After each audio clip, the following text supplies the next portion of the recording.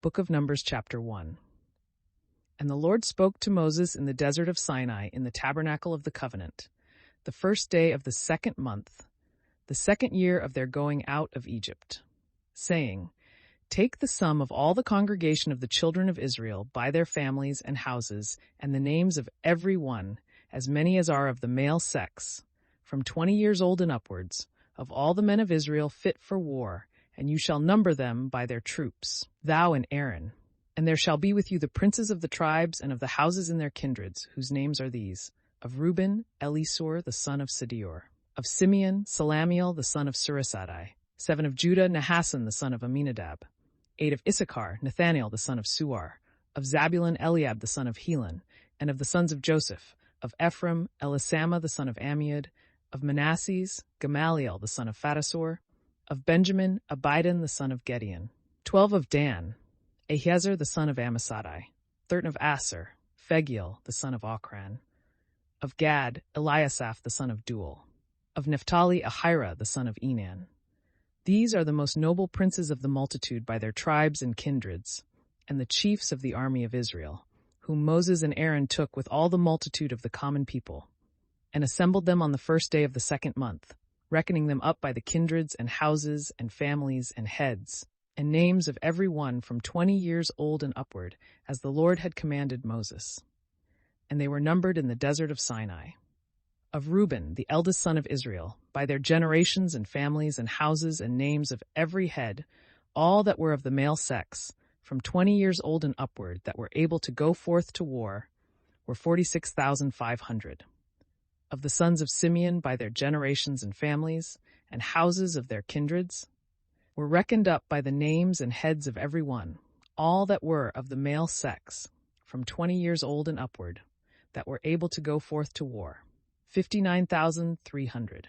Of the sons of Gad, by their generations and families and houses of their kindreds, were reckoned up by the names of every one from 20 years old and upward, all that were able to go forth to war, 45,650.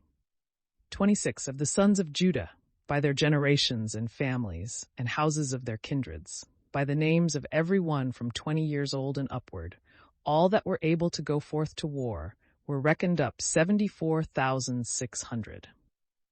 Of the sons of Issachar, by their generations and families and houses of their kindreds, by the names of every one from 20 years old and upward, all that could go forth to war, were reckoned up 54,400. Of the sons of Zabulon, by the generations and families and houses of their kindreds, were reckoned up by the names of every one from 20 years old and upward, all that were able to go forth to war, 57,400. Of the sons of Joseph, namely, of the sons of Ephraim, by the generations and families and houses of their kindreds, were reckoned up by the names of every one, from 20 years old and upward, all that were able to go forth to war, 40,500. Moreover, of the sons of Manasseh, by the generations and families and houses of their kindreds, were reckoned up by the names of every one from 20 years old and upward, all that could go forth to war, 32,200. Of the sons of Benjamin, by their generations and families and houses of their kindreds, were reckoned up by the names of every one from 20 years old and upward, all that were able to go forth to war, 35,400. Of the sons of Dan, by their generations and families and houses of their kindreds, were reckoned up by the names of every one from 20 years old and upward, all that were able to go forth to war, 62,700. Of the sons of Aser, by their generations and families and houses of their kindreds, were reckoned up by the names of every one from 20 years old and upward, all that were able to go forth to war, 41,500. Of the sons of Naphtali, by their generations and families and houses of their kindreds, were reckoned up by the names of every one from 20 years old and upward, were able to go forth to war, 53,400. These are they who were numbered by Moses and Aaron, and the 12 princes of Israel, every one by the houses of their kindreds. And the whole number of the children of Israel, by their houses and families, from 20 years old and upward, that were able to go to war, were 603,550 men. But the Levites in the tribes of their families were not numbered with them. And the Lord spoke to Moses, saying, Number not the tribe of Levi, neither shalt thou put down the sum of them with the children of Israel, but appoint them over the tabernacle of the testimony, and all the vessels thereof, and whatsoever pertaineth to the ceremonies. They shall carry the tabernacle and all the furniture thereof, and they shall minister, and shall encamp round about the tabernacle. When you are to go forward, the Levites shall take down the tabernacle. When you are to camp, they shall set it up. What stranger soever cometh to it shall be slain. And the children of Israel shall camp every man by his troops, and bands, and army. But the Levites shall pitch their tents round about the tabernacle, lest there come indignation upon the multitude of the children of Israel. And they shall keep watch, and guard the tabernacle of the testimony. And the children of Israel did according to all things which the Lord had commanded Moses. Chapter 2. And the Lord spoke to Moses and Aaron, saying, 2. All the children of Israel shall camp by their troops, ensigns and standards, and the houses of their kindreds, round about the tabernacle of the covenant. On the east Judah shall pitch his tents by the bands of his army, and the prince of his sons shall be Nahasson the son of Amminadab. And the whole sum of the fighting men of his stock were 74,600. Next unto him they of the tribe of Issachar encamped, whose prince was Nathaniel, the son of Suar. And the whole number of his fighting men were 54,400. In the tribe of Zabulon, the prince was Eliab, the son of Helon, and all the army of fighting men of his stock were 57,400. All that were numbered in the camp of Judah were 186,400. And they by their troops shall march first. In the camp of the sons of Reuben, on the south side, the prince shall be Elisur, the son of Sedeur, and the whole army of his fighting men that were numbered were 46,500. Beside him camped they of the tribe of Simeon, whose prince was Salamiel, the son of Surisadai. And the whole army of his fighting men that were numbered were 59,300. In the tribe of Gad, the prince was Eliasaph, the son of Duel. And the whole army of his writing men that were numbered were 45,650. All that were reckoned up in the camp of Reuben were 151,450 by their troops. They shall march in the second place. And the tabernacle of the testimony shall be carried by the officers of the Levites and their troops. As it shall be set up, so shall it be taken down. Every one shall march according to their places and ranks. On the west side shall be the camp of the sons of Ephraim, whose prince was Elishama, the son of Ammiud. The whole army of his fighting men that were numbered were 40,500. And with them the tribe of the sons of Manasseh, whose prince was Gamaliel, the son of Phadassar. And the whole army of his fighting men that were numbered were 32,200. In the tribe of the sons of Benjamin, the prince was Abidan, the son of Gideon. And the whole army of fighting men that were reckoned up were 35,400. All that were numbered in the camp of Ephraim were 108,100 by their troops. They shall march in the third place. On the north side camped the sons of Dan, whose prince was Ahiezer, the son of Ammisad. The whole army of his fighting men that were numbered were 62,700. Beside him, they of the tribe of Aser pitched their tents, whose prince was Phagiel, the son of Ochran. The whole army of his fighting men that were numbered were 41,500. Of the tribe of the sons of Naphtali, the prince was Ahira, the son of Enan.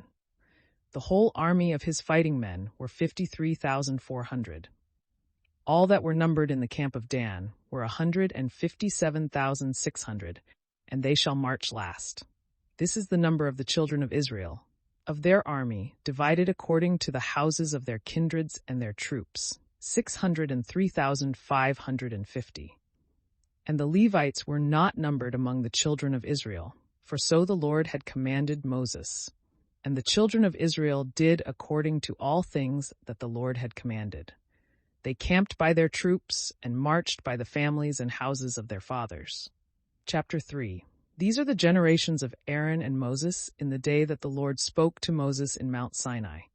And these the names of the sons of Aaron, his firstborn Nadab, then Abihu, and Eleazar, and Ithamar.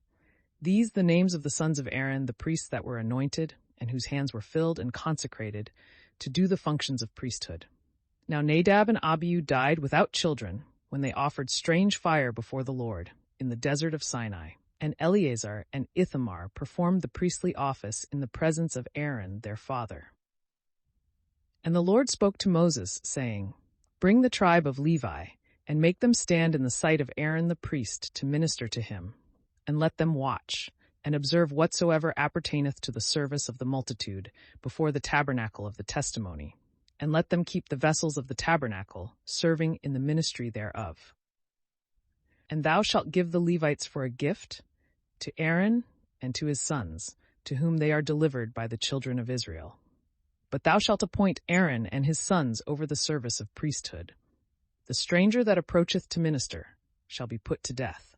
And the Lord spoke to Moses, saying, I have taken the Levites from the children of Israel, for every firstborn that openeth the womb among the children of Israel, and the Levites shall be mine. For every firstborn is mine, since I struck the firstborn in the land of Egypt. I have sanctified to myself whatsoever is firstborn in Israel, both of man and beast, they are mine. I am the Lord. And the Lord spoke to Moses in the desert of Sinai, saying, Number the sons of Levi by the houses of their fathers and their families, every male from 1 month and upward. Moses numbered them as the Lord had commanded. And there were found sons of Levi by their names, Gerson and Koth-Merari, the sons of Gerson, Lebni and Semei, the sons of Koth, Amram and Jasar, Hebron and Oziel, the sons of Merari, Moholi and Musi. Of Gerson were 2 families, the Lebnites and the Semites, of which were numbered, people of the male sex from 1 month and upward, 7,500. These shall pitch behind the tabernacle on the west, under their prince Eliasaph the son of Lael, and their charge shall be in the tabernacle of the covenant, the tabernacle itself and the cover thereof, the hanging that is drawn before the doors of the tabernacle of the covenant, and the curtains of the court, the hanging also that is hanged in the entry of the court of the tabernacle, and whatsoever belongeth to the right of the altar, the cords of the tabernacle, and all the furniture thereof. Of the kindred of Kath come the families of the Amramites and Jeserites and Bronites and Ozielites. These are the families of the Kathites reckoned up by their names. All of the male sex from 1 month and upward, 8,600. They shall have the guard of the sanctuary, and shall camp on the south side.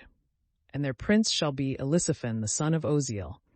And they shall keep the ark, and the table and the candlestick, the altars and the vessels of the sanctuary, wherewith they minister, and the veil, and all the furniture of this kind. And the prince of the princes of the Levites, Eleazar, the son of Aaron the priest, shall be over them that watch for the guard of the sanctuary. And of Merari are the families of the Moholites and Musites, reckoned up by their names. All of the male kind from 1 month and upward, 6,200. Their prince Suriel the son of Abihail, there shall camp on the north side. Under their custody shall be the boards of the tabernacle, and the bars, and the pillars, and their sockets, and all things that pertain to this kind of service, and the pillars of the court round about with their sockets, and the pins with their cords.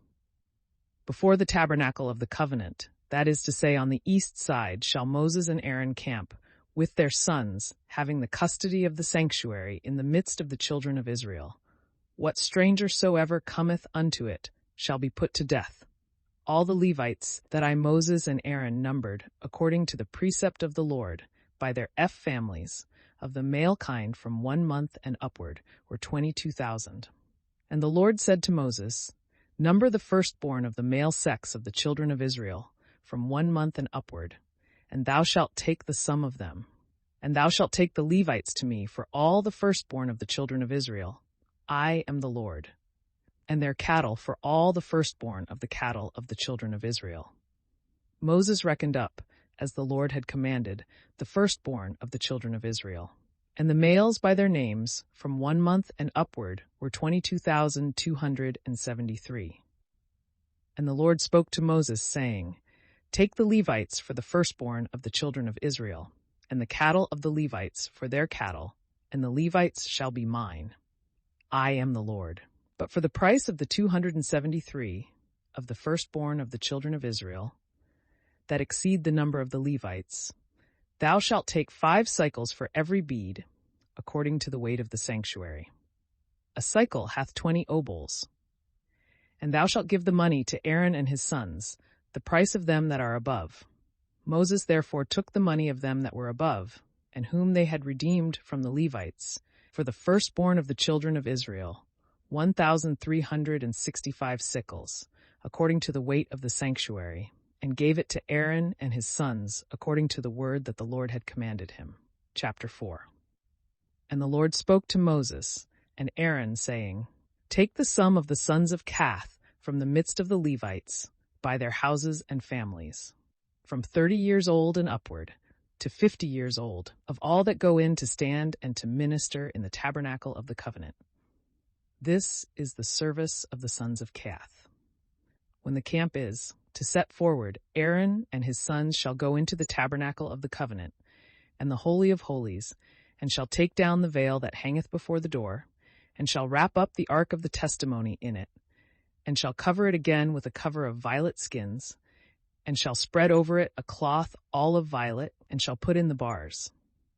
They shall wrap up also the table of proposition in a cloth of violet, and shall put with it the censers and little mortars, the cups and bowls to pour out the libations. The loaves shall be always on it, and they shall spread over it a cloth of scarlet, which again they shall cover with a covering of violet skins, and shall put in the bars. They shall take also a cloth of violet, wherewith they shall cover the candlestick, with the lamps and tongs thereof, and the snuffers, and all the oil vessels, which are necessary for the dressing of the lamps. And over all they shall put a cover of violet skins, and put in the bars. And they shall wrap up the golden altar also in a cloth of violet, and shall spread over it a cover of violet skins, and put in the bars. All the vessels wherewith they minister in the sanctuary, they shall wrap up in a cloth of violet, and shall spread over it a cover of violet skins, and put in the bars. They shall cleanse the altar also from the ashes, and shall wrap it up in a purple cloth, and shall put it with all the vessels that they use in the ministry thereof, that is to say, fire pans, flesh hooks and forks, pot hooks and shovels. They shall cover all the vessels of the altar, together with a covering of violet skins, and shall put in the bars. And when Aaron and his sons have wrapped up the sanctuary and the vessels thereof at the removing of the camp, then shall the sons of Kath enter in to carry the things wrapped up, and they shall not touch the vessels of the sanctuary, lest they die. These are the burdens of the sons of Kath, in the tabernacle of the covenant, and over them shall be Eleazar, the son of Aaron the priest, to whose charge pertaineth the oil to dress the lamps, and the sweet incense, and the sacrifice that is always offered, and the oil of unction, and whatsoever pertaineth to the service of the tabernacle, and of all the vessels that are in the sanctuary. And the Lord spoke to Moses and Aaron, saying, Destroy not the people of Kath from the midst of the Levites, but do this to them, that they may live and not die by touching the holies of holies. Aaron and his sons shall go in, and they shall appoint every man his work, and shall divide the burdens that every man is to carry. Let not others by any curiosity see the things that are in the sanctuary before they be wrapped up, otherwise they shall die. And the Lord spoke to Moses, saying, Take the sum of the sons of Gershon also by their houses and families and kindreds, from 30 years old and upward unto 50 years old. Number them all that go in and minister in the tabernacle of the covenant.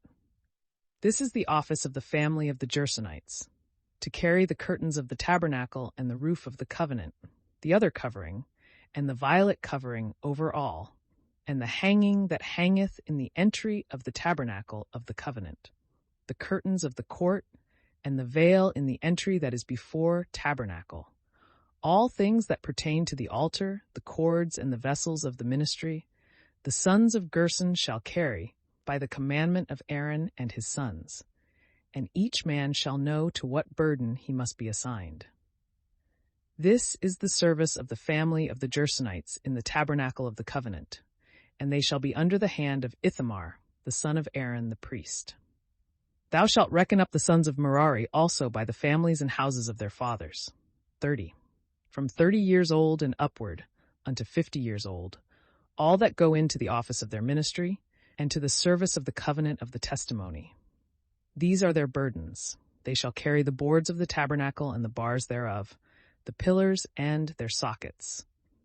The pillars also of the court round about, with their sockets and pins and cords. They shall receive by account all the vessels and furniture, and so shall carry them. This is the office of the family of the Merarites, and their ministry in the tabernacle of the covenant. And they shall be under the hand of Ithamar, the son of Aaron the priest. So Moses and Aaron, and the princes of the synagogue, reckoned up the sons of Kohath by their kindreds, and the houses of their fathers, from 30 years old and upward, unto 50 years old, all that go in to the ministry of the tabernacle of the covenant. And they were found 2,750. This is the number of the people of Kohath that go into the tabernacle of the covenant. These did Moses and Aaron number according to the word of the Lord by the hand of Moses. The sons of Gerson also were numbered by the kindreds and houses of their fathers, from 30 years old and upward unto 50 years old, all that go in to minister in the tabernacle of the covenant. And they were found 2,630. This is the people of the Gersonites, whom Moses and Aaron numbered according to the word of the Lord. The sons of Merari also were numbered by the kindreds and houses of their fathers, from 30 years old and upward unto 50 years old, all that go in to fulfill the rites of the tabernacle of the covenant. And they were found 3,200. This is the number of the sons of Merari, whom Moses and Aaron reckoned up according to the commandment of the Lord by the hand of Moses. All that were reckoned up of the Levites, and whom Moses and Aaron and the princes of Israel took by name, by the kindreds and houses of their fathers, from 30 years old and upward until 50 years old, that go into the ministry of the tabernacle, and to carry the burdens, were in all 8,580. Moses reckoned them up according to the word of the Lord, every one according to their office and burdens, as the Lord had commanded him. Chapter 5. And the Lord spoke to Moses, saying, Command the children of Israel that they cast out of the camp every leper, and whosoever hath an issue of seed, or is defiled by the dead, whether it be man or woman, cast ye them out of the camp, lest they defile it when I shall dwell with you. And the children of Israel did so, and they cast them forth without the camp, as the Lord had spoken to Moses.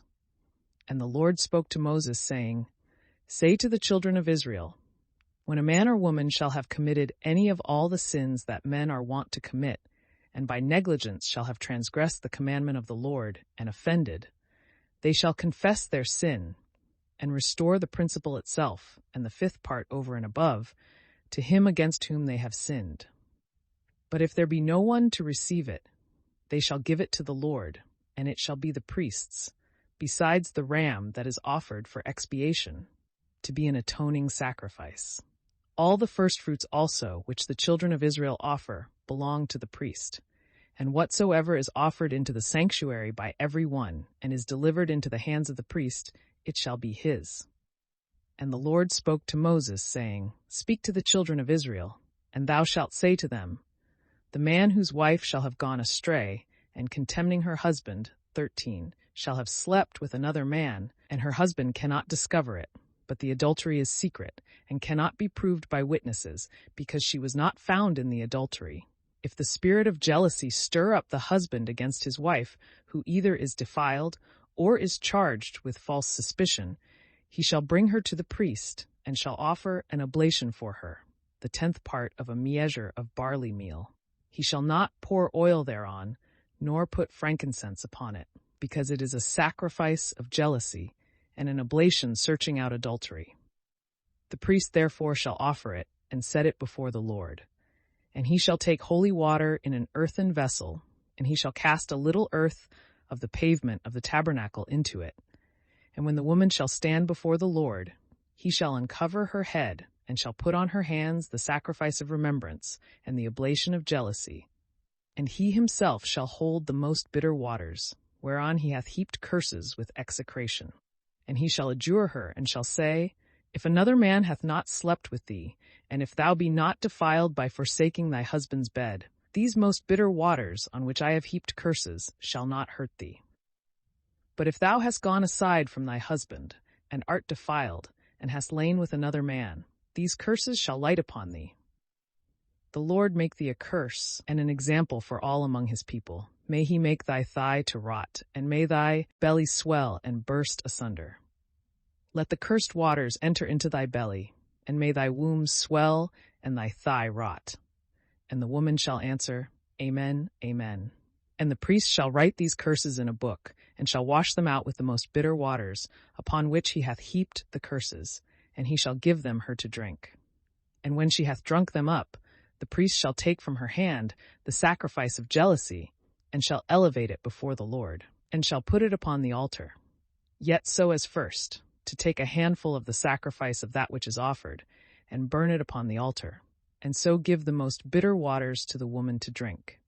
And when she hath drunk them, if she be defiled, and having despised her husband be guilty of adultery, the malediction shall go through her, and her belly swelling, her thigh shall rot, and the woman shall be a curse, and an example to all the people. But if she be not defiled, she shall not be hurt, and shall bear children. This is the law of jealousy. If a woman hath gone aside from her husband, and be defiled, and the husband stirred up by the spirit of jealousy, bring her before the Lord, and the priest do to her according to all things that are here written, the husband shall be blameless, and she shall bear her iniquity. Chapter 6. And the Lord spoke to Moses, saying, Speak to the children of Israel, and thou shalt say to them, When a man or woman shall make a vow to be sanctified, and will consecrate themselves to the Lord, they shall abstain from wine and from everything that may make a man drunk. They shall not drink vinegar of wine or of any other drink, nor anything that is pressed out of the grape, nor shall they eat grapes either fresh or dried. All the days that they are consecrated to the Lord by vow, they shall eat nothing that cometh of the vineyard, from the raisin even to the kernel. All the time of his separation no razor shall pass over his head, until the day be fulfilled of his consecration to the Lord. He shall be holy, and shall let the hair of his head grow. All the time of his consecration he shall not go into any dead, neither shall he make himself unclean, even for his father, or for his mother, or for his brother, or for his sister, when they die, because the consecration of his God is upon his head. All the days of his separation he shall be holy to the Lord. But if any man die suddenly before him, the head of his consecration shall be defiled, and he shall shave it forthwith on the same day of his purification, and again on the 7th day. And on the 8th day he shall bring 2 turtles, or 2 young pigeons to the priest in the entry of the covenant of the testimony. And the priest shall offer one for sin, and the other for a holocaust, and shall pray for him, for that he hath sinned by the dead. And he shall sanctify his head that day, and shall consecrate to the Lord the days of his separation, offering a lamb of 1 year for sin, yet so that the former days be made void, because his sanctification was profaned. This is the law of consecration. When the days which he had determined by vow shall be expired, he shall bring him to the door of the tabernacle of the covenant, and shall offer his oblation to the Lord. 1 he-lamb of a year old without blemish for a holocaust, and 1 ewe-lamb of a year old without blemish for a sin offering, and 1 ram without blemish for a victim of peace offering. A basket also of unleavened bread, tempered with oil, and wafers without leaven, anointed with oil, and the libations of each. And the priest shall present them before the Lord, and shall offer both the sin offering and the holocaust. But the ram he shall immolate for a sacrifice of peace offering to the Lord, offering at the same time the basket of unleavened bread, and the libations that are due by custom. Then shall the hair of the consecration of the Nazirite be shaved off before the door of the tabernacle of the covenant, and he shall take his hair and lay it upon the fire, which is under the sacrifice of the peace offerings, and shall take the boiled shoulder of the ram, and 1 unleavened cake out of the basket, and 1 unleavened wafer, and he shall deliver them into the hands of the Nazirite after his head is shaven. And receiving them again from him, he shall elevate them in the sight of the Lord, and they being sanctified shall belong to the priest, as the breast, which was commanded to be separated, and the shoulder. After this, the Nazirite may drink wine. This is the law of the Nazirite, when he hath vowed his oblation to the Lord in the time of his consecration, besides those things which his hand shall find, according to that which he had vowed in his mind, so shall he do for the fulfilling of his sanctification.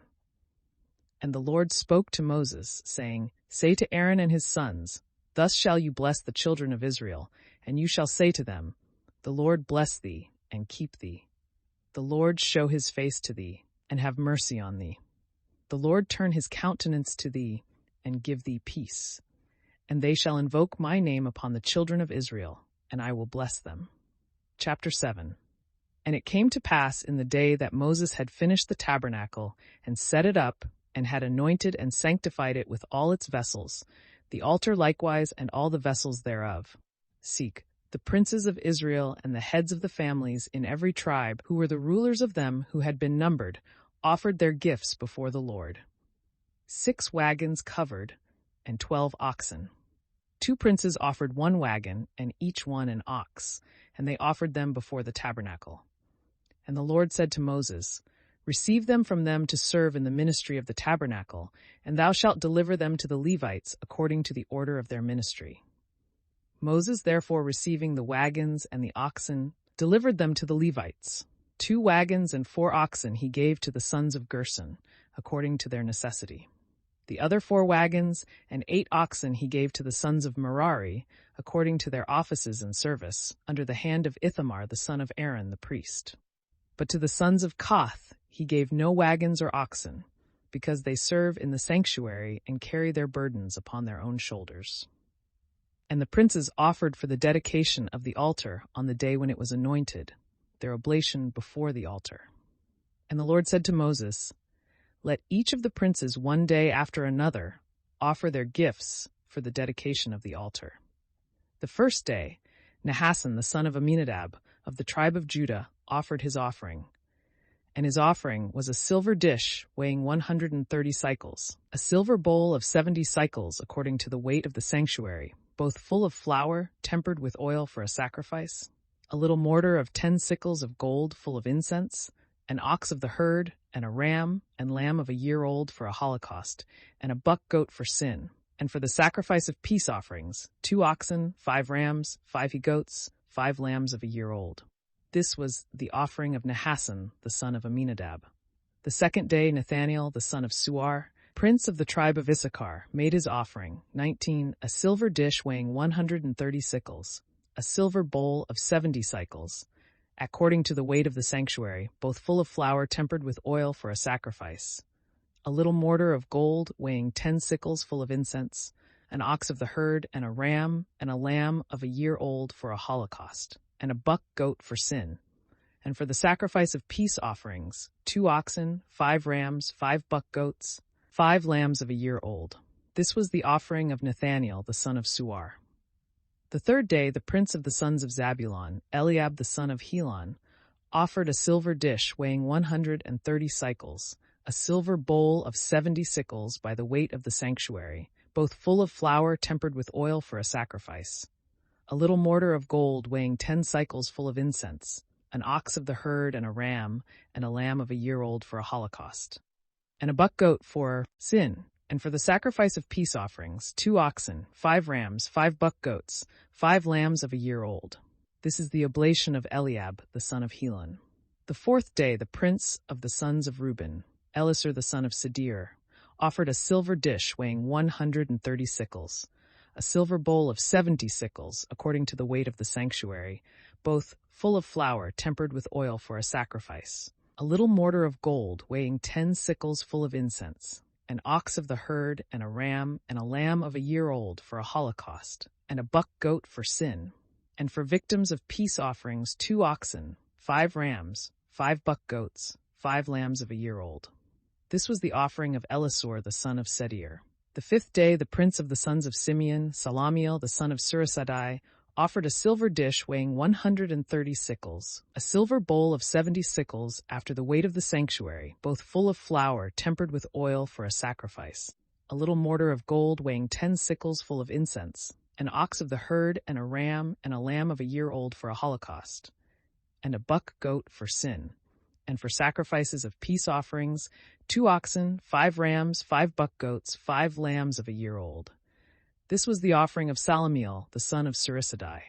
The 6th day the prince of the sons of Gad, Eliasaph, the son of Duel, offered a silver dish weighing 130 sickles, a silver bowl of 70 sickles by the weight of the sanctuary, both full of flour tempered with oil for a sacrifice, a little mortar of gold weighing 10 cycles full of incense, an ox of the herd, and a ram and a lamb of a year old for a holocaust, and a buck goat for sin, and for sacrifices of peace offerings, 2 oxen, 5 rams, 5 buck goats, 5 lambs of a year old. This was the offering of Eliasaph, the son of Duel.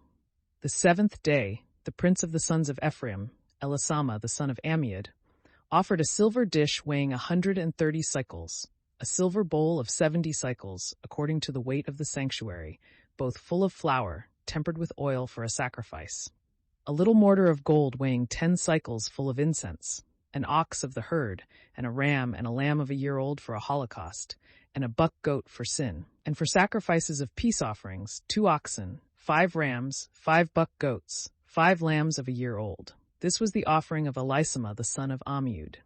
The 8th day the prince of the sons of Manasseh, Gamaliel the son of Phatasor, offered a silver dish, weighing 130 cycles, a silver bowl of 70 cycles, according to the weight of the sanctuary, both full of flour tempered with oil for a sacrifice, a little mortar of gold weighing 10 cycles full of incense, an ox of the herd, and a ram, and a lamb of a year old for a holocaust, and a buck goat for sin, and for sacrifices of peace offerings, 2 oxen, 5 rams, 5 buck goats, 5 lambs of a year old. This was the offering of Gamaliel the son of Phatasor.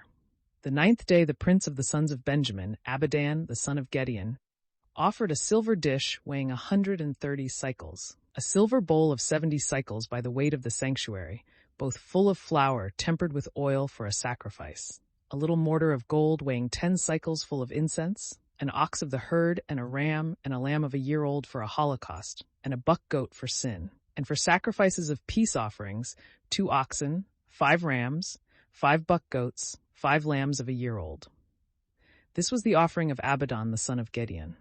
The 10th day the princes of the sons of Dan, Ahiezer the son of Ammissaddai, offered a silver dish weighing 130 sickles, a silver bowl of 70 cycles, according to the weight of the sanctuary, both full of flour tempered with oil for a sacrifice, a little mortar of gold weighing 10 sickles full of incense, an ox of the herd, and a ram and a lamb of a year old for a holocaust, and a buck goat for sin, and for sacrifices of peace offerings, 2 oxen, 5 rams, 5 buck goats, 5 lambs of a year old.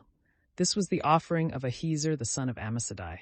The 11th day the prince of the sons of Aser, Phagiel the son of Ochran, offered a silver dish weighing 130 sickles, a silver bowl of 70 cycles, according to the weight of the sanctuary, both full of flour tempered with oil for a sacrifice, a little mortar of gold weighing 10 cycles full of incense, an ox of the herd, and a ram, and a lamb of a year old for a holocaust, and a buck goat for sin, and for sacrifices of peace offerings, 2 oxen, 5 rams, 5 buck goats, 5 lambs of a year old. This was the offering of Phagiel the son of Ochran. The 12th day the prince of the sons of Naphtali, Ahira the son of Enan, offered a silver dish weighing 130 cycles, a silver bowl of 70 cycles, according to the weight of the sanctuary, both full of flour, tempered with oil for a sacrifice, a little mortar of gold weighing 10 sickles full of incense, an ox of the herd, and a ram and a lamb of a year old for a holocaust, and a buck goat for sin, and for sacrifices of peace offerings, 2 oxen, 5 rams, 5 buck goats, 5 lambs of a year old. This was the offering of Ahira the son of Enan. These were the offerings made by the princes of Israel in the dedication of the altar, in the day wherein it was consecrated. 12 dishes of silver, 12 silver bowls, 12 little mortars of gold, each dish weighing 130 cycles of silver, and each bowl 70 sickles, that is, putting all the vessels of silver together, 2,400 sickles, by the weight of the sanctuary. 12 little mortars of gold full of incense, weighing 10 cycles apiece, by the weight of the sanctuary, that is, in all 120 cycles of gold. 12 oxen out of the herd for a holocaust, 12 rams, 12 lambs of a year old, and their libations, 12 buck goats for sin. And for sacrifices of peace offerings, oxen 24, rams 60, buck goats 60, lambs of a year old 60. These things were offered in the dedication of the altar when it was anointed. And when Moses entered into the tabernacle of the covenant to consult the oracle, he heard the voice of one speaking to him from the propitiatory that is over the ark between the two cherubims, and from this place he spoke to him. Chapter 8. And the Lord spoke to Moses, saying, 2. Speak to Aaron, and thou shalt say to him, When thou shalt place the 7 lamps, let the candlestick be set up on the south side. Give orders, therefore, that the lamps look over against the north, towards the table of the loaves of proposition. Over against that part shall they give light, towards which the candlestick looketh. 3. And Aaron did so, and he put the lamps upon the candlestick, as the Lord had commanded Moses. Now this was the work of the candlestick. It was of beaten gold, both the shaft in the middle, and all that came out of both sides of the branches, according to the pattern which the Lord had shown to Moses. So he made the candlestick. And the Lord spoke to Moses, saying, Take the Levites out of the midst of the children of Israel, and thou shalt purify them. According to this rite, let them be sprinkled with the water of purification, and let them shave all the hairs of their flesh.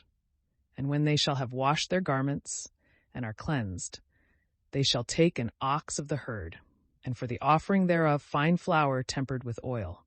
And thou shalt take another ox of the herd for a sin offering, and thou shalt bring the Levites before the tabernacle of the covenant, calling together all the multitude of the children of Israel. And when the Levites are before the Lord, the children of Israel shall put their hands upon them, and Aaron shall offer the Levites as a gift in the sight of the Lord from the children of Israel, that they may serve in his ministry. The Levites also shall put their hands upon the heads of the oxen, of which thou shalt sacrifice one for sin, and the other for a holocaust to the scythe, Lord, to pray for them. And thou shalt set the Levites in the sight of Aaron and of his, and shalt consecrate them being offered to the Lord, and shalt separate them from the midst of the children of Israel to be mine. And afterwards they shall enter into the tabernacle of the covenant to serve me. And thus shalt thou purify and consecrate them for an oblation of the Lord, for as a gift they were given me by the children of Israel. I have taken them instead of the firstborn that open every womb in Israel. For all the firstborn of the children of Israel, both of men and of beasts, are mine. From the day that I slew every firstborn in the land of Egypt, have I sanctified them to myself. And I have taken the Levites for all the firstborn of the children of Israel, and have delivered them for a gift to Aaron and his sons out of the midst of the people, to serve me for Israel in the tabernacle of the covenant, and to pray for them, lest there should be a plague among the people, if they should presume to approach unto my sanctuary. And Moses and Aaron and all the multitude of the children of Israel did with the Levites all that the Lord had commanded Moses. And they were purified and washed their garments. And Aaron lifted them up in the sight of the Lord, and prayed for them, that being purified, they might go into the tabernacle of the covenant to do their services before Aaron and his sons. As the Lord had commanded Moses touching the Levites, so was it done. And the Lord spoke to Moses, saying, This is the law of the Levites. From 25 years old and upwards, they shall go in to minister in the tabernacle of the covenant. And when they shall have accomplished the 50th year of their age, they shall cease to serve. And they shall be the ministers of their brethren in the tabernacle of the covenant, to keep the things that are committed to their care, but not to do the works. Thus shalt thou order the Levites touching their charge. Chapter 9. The Lord spoke to Moses in the desert of Sinai, the 2nd year after they were come out of the land of Egypt, in the 1st month, saying, Let the children of Israel make the phase in its due time, the 14th day of this month in the evening, according to all the ceremonies and justifications thereof. And Moses commanded the children of Israel that they should make the phase, and they made it in its proper time, the 14th day of the month at evening in Mount Sinai. The children of Israel did according to all things that the Lord had commanded Moses. But behold, some who were unclean by occasion of the soul of a man, who could not make the phase on that day, coming to Moses and Aaron, 7, said to them, We are unclean by occasion of the soul of a man. Why are we kept back that we may not offer in its season the offering to the Lord among the children of Israel? And Moses answered them, Stay, that I may consult the Lord what he will ordain concerning you. And the Lord spoke to Moses, saying, Say to the children of Israel, The man that shall be unclean by occasion of one that is dead, or shall be in a journey afar off in your nation, let him make the phase to the Lord. In the 2nd month, on the 14th day of the month in the evening, they shall eat it with unleavened bread and wild lettuce. They shall not leave anything thereof until morning, nor break a bone thereof. They shall observe all the ceremonies of the phase.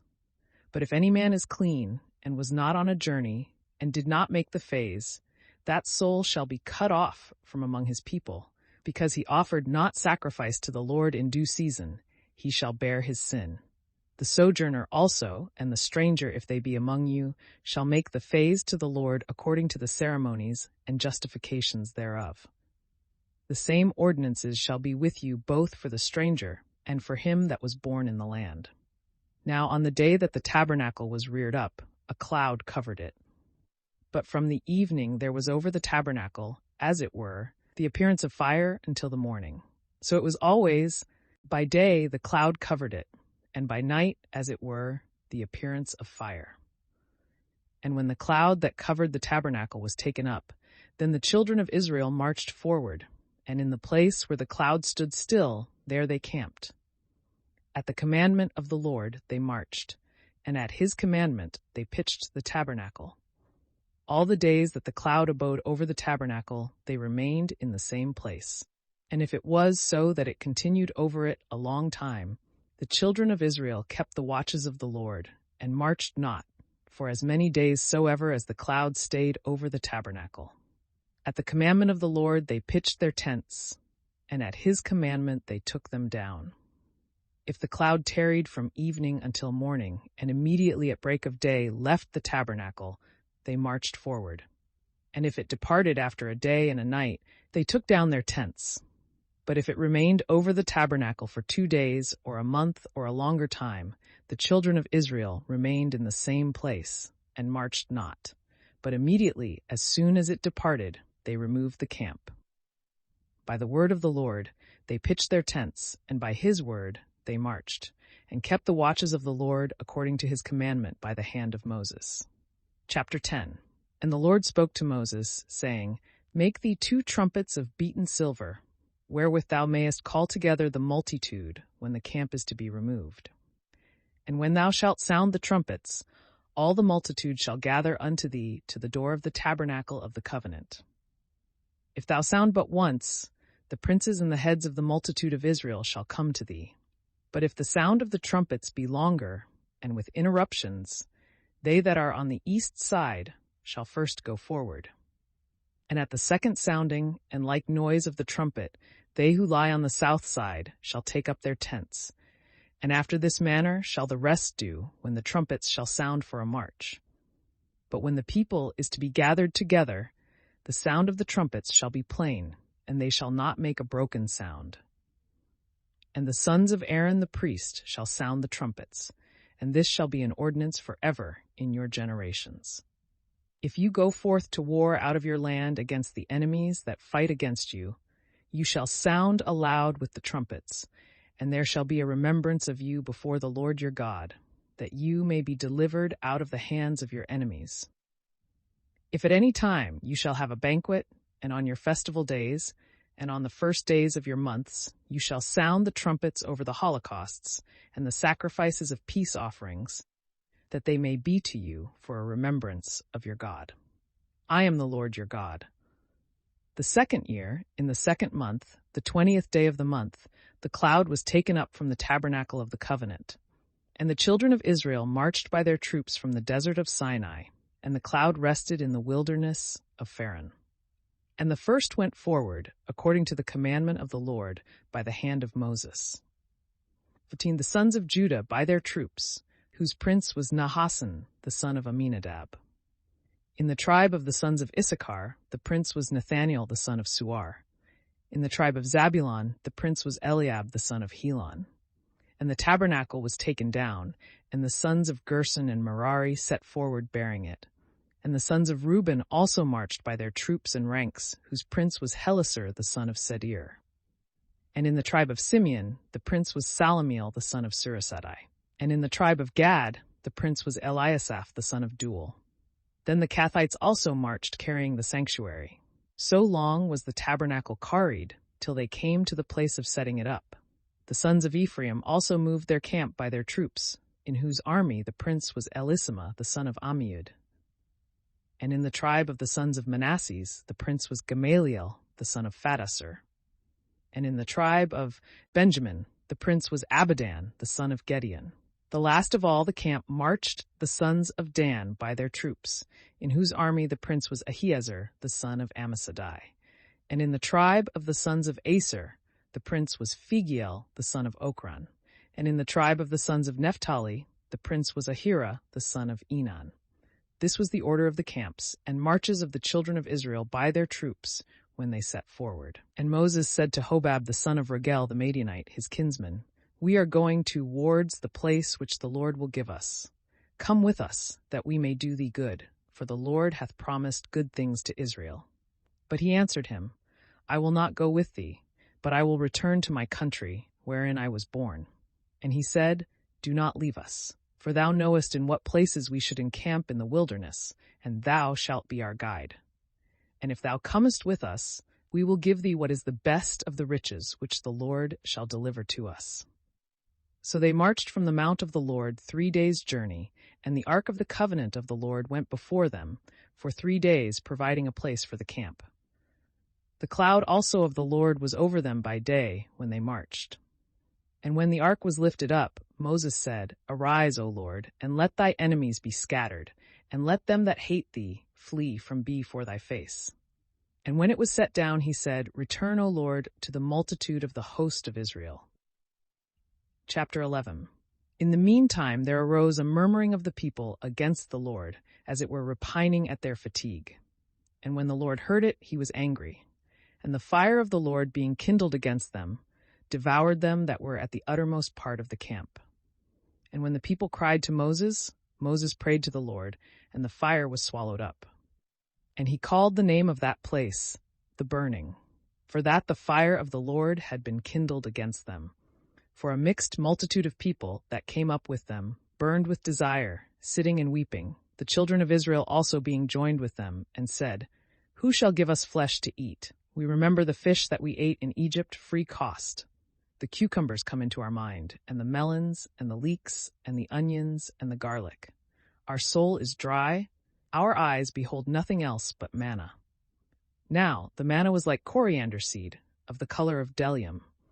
And the people went about, and gathering it, ground it in a mill, or beat it in a mortar, and boiled it in a pot, and made cakes thereof of the taste of bread tempered with oil. And when the dew fell in the night upon the camp, the manna also fell with it. Now Moses heard the people weeping by their families, every one at the door of his tent. And the wrath of the Lord was exceedingly enkindled. To Moses also the thing seemed insupportable. And he said to the Lord, "Why hast thou afflicted thy servant? Wherefore do I not find favor before thee? And why hast thou laid the weight of all this people upon me? Have I conceived all this multitude, or begotten them, that thou shouldst say to me, Carry them in thy bosom, as the nurse is wont to carry the little infant, and bear them into the land, for which thou hast sworn to their fathers? Whence should I have flesh to give to so great a multitude? They weep against me, saying, Give us flesh that we may eat. I am not able alone to bear all this people, because it is too heavy for me. But if it seem unto thee otherwise, I beseech thee to kill me, and let me find grace in thy eyes, that I be not afflicted with so great evils. And the Lord said to Moses, Gather unto me 70 men of the ancients of Israel, whom thou knowest to be ancients and masters of the people. And thou shalt bring them to the door of the tabernacle of the covenant, and shalt make them stand there with thee, that I may come down and speak with thee. And I will take of thy spirit, and will give to them, that they may bear with thee the burden of the people, and thou mayest not be burthened alone. And thou shalt say to the people, Be ye sanctified, tomorrow you shall eat flesh, for I have heard you say, Who will give us flesh to eat? It was well with us in Egypt, that the Lord may give you flesh, and you may eat, not for 1 day, nor 2, nor 5, nor 10, no, nor for 20, but even for a month of days, till it come out at your nostrils and become loathsome to you, because you have cast off the Lord who is in the midst of you, and have wept before him, saying, Why came we out of Egypt? And Moses said, There are 600,000 footmen of this people, and sayest thou, I will give them flesh to eat a whole month? Shall then a multitude of sheep and oxen be killed, that it may suffice for their food? Or shall the fishes of the sea be gathered together to fill them? And the Lord answered him, Is the hand of the Lord unable?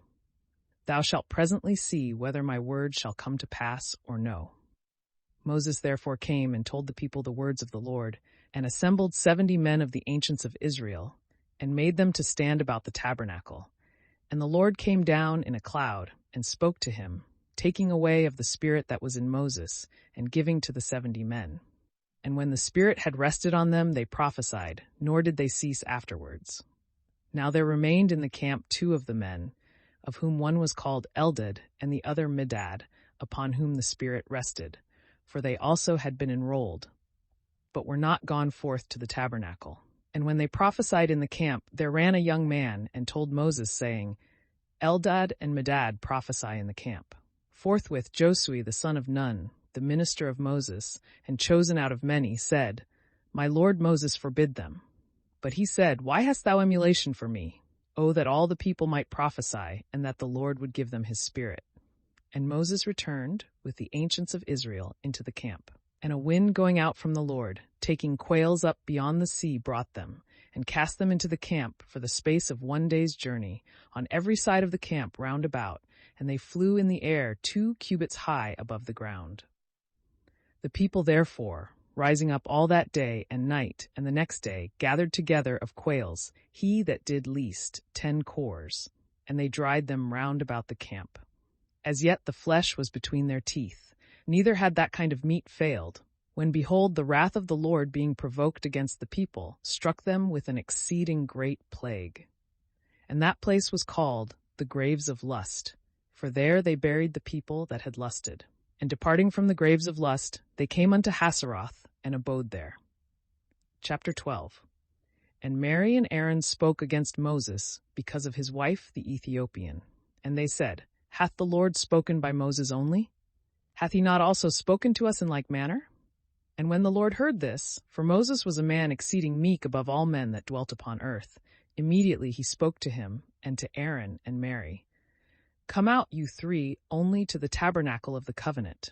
And when they were come out, the Lord came down in a pillar of the cloud, and stood in the entry of the tabernacle, calling to Aaron and Mary. And when they were come, he said to them, Hear my words. If there be among you a prophet of the Lord, I will appear to him in a vision, or I will speak to him in a dream. But it is not so with my servant Moses, who is most faithful in all my house, for I speak to him mouth to mouth, and plainly, and not by riddles and figures doth he see the Lord. Why then were you not afraid to speak ill of my servant Moses? And being angry with them, he went away. The cloud also that was over the tabernacle departed. And behold, Mary appeared white as snow with a leprosy. And when Aaron had looked on her, and saw her all covered with leprosy, he said to Moses, I beseech thee, my Lord, lay not upon us this sin, which we have foolishly committed. Let her not be as one dead, and as an abortive that is cast forth from the mother's womb. Lo, now 1/2 of her flesh is consumed with the leprosy. And Moses cried to the Lord, saying, O God, I beseech thee, heal her. And the Lord answered him, If her father had spitten upon her face, ought she not to have been ashamed for 7 days at least? Let her be separated 7 days without the camp, and afterwards she shall be called again. Mary therefore was put out of the camp 7 days, and the people moved not from that place until Mary was called again. Chapter 13. And the people marched from Haseroth, and pitched their tents in the desert of Paran. And there the Lord spoke to Moses, saying, Send men to view the land of Canaan, which I will give to the children of Israel, one of every tribe of the rulers." Moses did what the Lord had commanded, sending from the desert of Paran principal men, whose names are these: of the tribe of Reuben, Shammua the son of Zechar; of the tribe of Simeon, Shaphat the son of Huri; of the tribe of Judah, Caleb the son of Jephunneh; of the tribe of Issachar, Igal the son of Joseph; of the tribe of Ephraim, Osi the son of Nun; of the tribe of Benjamin, Phalti the son of Raphu; of the tribe of Zabulon, Gediel the son of Sodi; of the tribe of Joseph, of the scepter of Manasseh, Gadi the son of Susi; of the tribe of Dan, Amiel the son of Gamali; of the tribe of Aser, Sthur the son of Michael; of the tribe of Naphtali, Nahabi the son of Vapsai; of the tribe of Gad, Gel the son of Machi. These are the names of the men whom Moses sent to view the land, and he called Osei the son of Nun, Josui. And Moses sent them to view the land of Canaan, and said to them, "Go you up by the south side, and when you shall come to the mountains, view the land of what sort it is, and the people that are the inhabitants thereof, whether they be strong or weak, few in number or many. The land itself, whether it be good or bad, what manner of cities, walled or without walls, the ground, fat or barren, woody or without trees. Be of good courage, and bring us of the fruits of the land." Now it was the time when the first ripe grapes are fit to be eaten. And when they were gone up, they viewed the land from the desert of Sin unto Rohab as you enter into Emath. And they went up at the south side, and came to Hebron, where were Achaman and Sisai and Tholmai the sons of Enak. For Hebron was built 7 years before Tanis, the city of Egypt. And forward as far as the torrent of the cluster of grapes, they cut off a branch with its cluster of grapes, which 2 men carried upon a lever.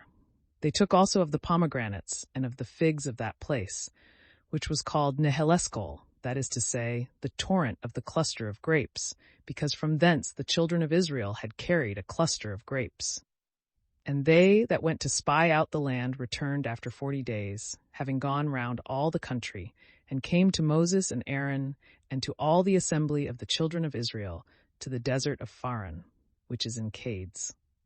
And speaking to them and to all the multitude, they showed them the fruits of the land. And they related and said, "We came into the land to which thou sentest us, which in very deed floweth with milk and honey, as may be known by these fruits. But it hath very strong inhabitants, and the cities are great and walled. We saw there the race of Enak.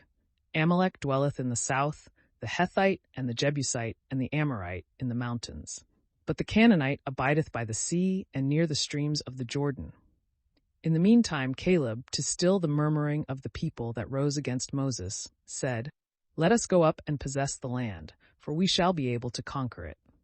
But the others, that had been with him, said, "No, we are not able to go up to this people, because they are stronger than we." And they spoke ill of the land, which they had viewed before the children of Israel, saying, "The land which we have viewed devoureth its inhabitants. The people that we beheld are of a tall stature. There we saw certain monsters of the sons of Enak, of the giant kind, in comparison of whom we seemed like locusts." Chapter 14. Therefore the whole multitude crying wept that night. And all the children of Israel murmured against Moses and Aaron, saying, "Would God that we had died in Egypt, and would God we may die in this vast wilderness, and that the Lord may not bring us into this land, lest we fall by the sword, and our wives and children be led away captives. Is it not better to return into Egypt?" And they said one to another, "Let us appoint a captain, and let us return into Egypt." And when Moses and Aaron heard this, they fell down flat upon the ground before the multitude of the children of Israel. But Joshua the son of Nun, and Caleb the son of Jephunneh, who themselves also had viewed the land, rent their garments, and said to all the multitude of the children of Israel, "The land which we have gone round is very good. If the Lord be favorable, he will bring us into it, and give us a land flowing with milk and honey. Be not rebellious against the Lord, and fear ye not the people of this land, for we are able to eat them up as bread. All aid is gone from them. The Lord is with us. Fear ye not." And when all the multitude cried out and would have stoned them, the glory of the Lord appeared over the tabernacle of the covenant to all the children of Israel. And the Lord said to Moses, "How long will this people detract me? How long will they not believe me for all the signs that I have wrought before them? I will strike them therefore with pestilence, and will consume them. But thee I will make a ruler over a great nation, and a mightier than this is. And Moses said to the Lord, that the Egyptians, from the midst of whom thou hast brought forth this people, and the inhabitants of this land, who have heard that thou, O Lord, art among this people, and art seen face to face, and thy cloud protecteth them, and thou goest before them in a pillar of a cloud by day, and in a pillar of fire by night, may hear that thou hast killed so great a multitude as it were one man, and may say, he could not bring the people into the land for which he had sworn, therefore did he kill them in the wilderness. Let then the strength of the Lord be magnified, as thou hast sworn, saying, the Lord is patient and full of mercy, by taking away iniquity and wickedness, and leaving no man clear, who visiteth the sins of the fathers upon the children unto the third and fourth generation. Forgive, I beseech thee, the sins of this people, according to the greatness of thy mercy, as thou hast been merciful to them from their going out of Egypt unto this place. And the Lord said, I have forgiven according to thy word, as I live, and the whole earth shall be filled with the glory of the Lord. But yet all the men that have seen my majesty, and the signs that I have done in Egypt and in the wilderness, and have tempted me now 10 times, and have not obeyed my voice, shall not see the land for which I swore to their fathers, neither shall any one of them that hath detracted me behold it. My servant Caleb, who being full of an other spirit hath followed me, I will bring into this land which he hath gone round, and his seed shall possess it. For the Amalekite and the Canaanite dwell in the valleys. Tomorrow remove the camp, and return into the wilderness by the way of the Red Sea. And the Lord spoke to Moses and Aaron, saying, How long doth this wicked multitude murmur against me? I have heard the murmurings of the children of Israel. Say therefore to them, As I live, saith the Lord, according as you have spoken in my hearing, so will I do to you. In the wilderness shall your carcasses lie. All you that were numbered from 20 years old and upward, and have murmured against me, shall not enter into the land over which I lifted up my hand to make you dwell therein, except Caleb the son of Jephunneh and Joshua the son of Nun. But your children, of whom you said that they should be a prey to the enemies, will I bring in, that they may see the land which you have despised. Your carcasses shall lie in the wilderness. Your children shall wander in the desert 40 years, and shall bear your fornication, until the carcasses of their fathers be consumed in the desert, according to the number of the 40 days wherein you viewed the land. A year shall be counted for a day, and 40 years you shall receive your iniquities, and shall know my revenge. 35. For as I have spoken, so will I do to all this wicked multitude that hath risen up together against me. In this wilderness shall it faint away and die. Therefore all the men whom Moses had sent to view the land, and who at their return had made the whole multitude to murmur against him, speaking ill of the land that it was not, died and were struck in the sight of the Lord. But Joshua the son of Nun and Caleb had gone to view the land. And Moses spoke all these words to all the children of Israel, and the people mourned exceedingly. And behold, rising up very early in the morning, they went up to the top of the mountain and said, We are ready to go up to the place of which the Lord hath spoken, for we have sinned. And Moses said to them, Why transgress you the word of the Lord, which shall not succeed prosperously with you? Go not up, for the Lord is not with you, lest you fall before your enemies. The Amalekite and the Canaanite are before you, and by their sword you shall fall, because you would not consent to the Lord. Neither will the Lord be with you. But they, being blinded, went up to the top of the mountain. But the ark of the testament of the Lord and Moses departed not from the camp.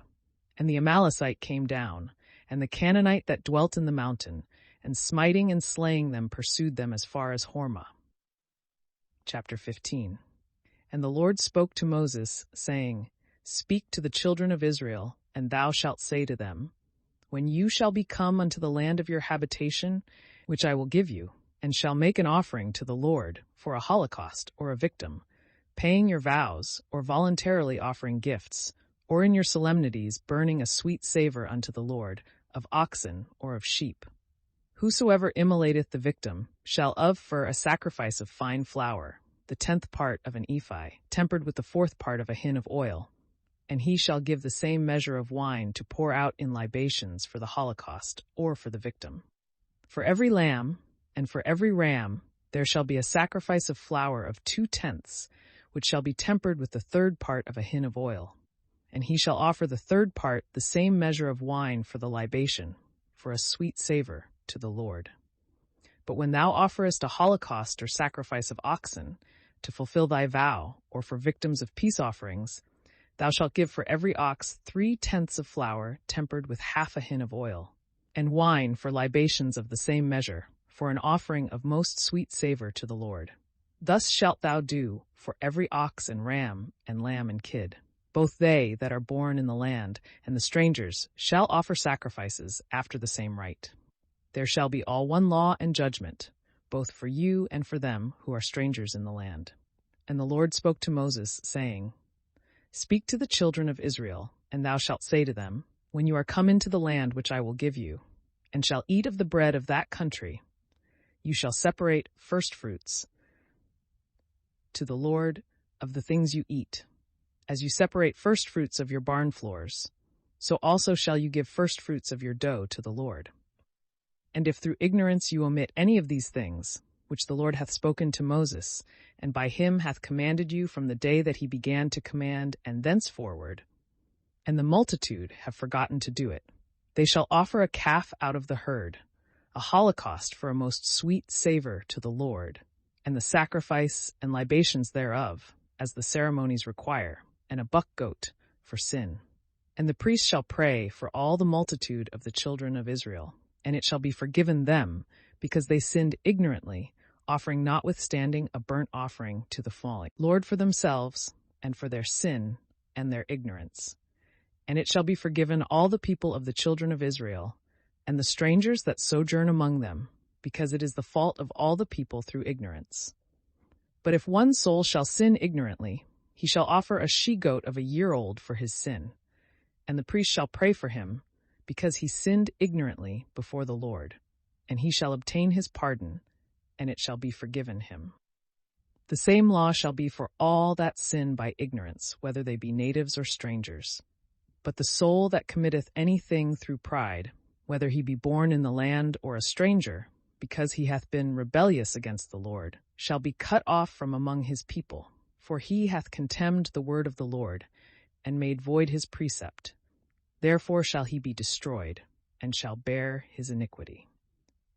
And it came to pass, when the children of Israel were in the wilderness, and had found a man gathering sticks on the Sabbath day, that they brought him to Moses and Aaron and the whole multitude, and they put him into prison, not knowing what they should do with him.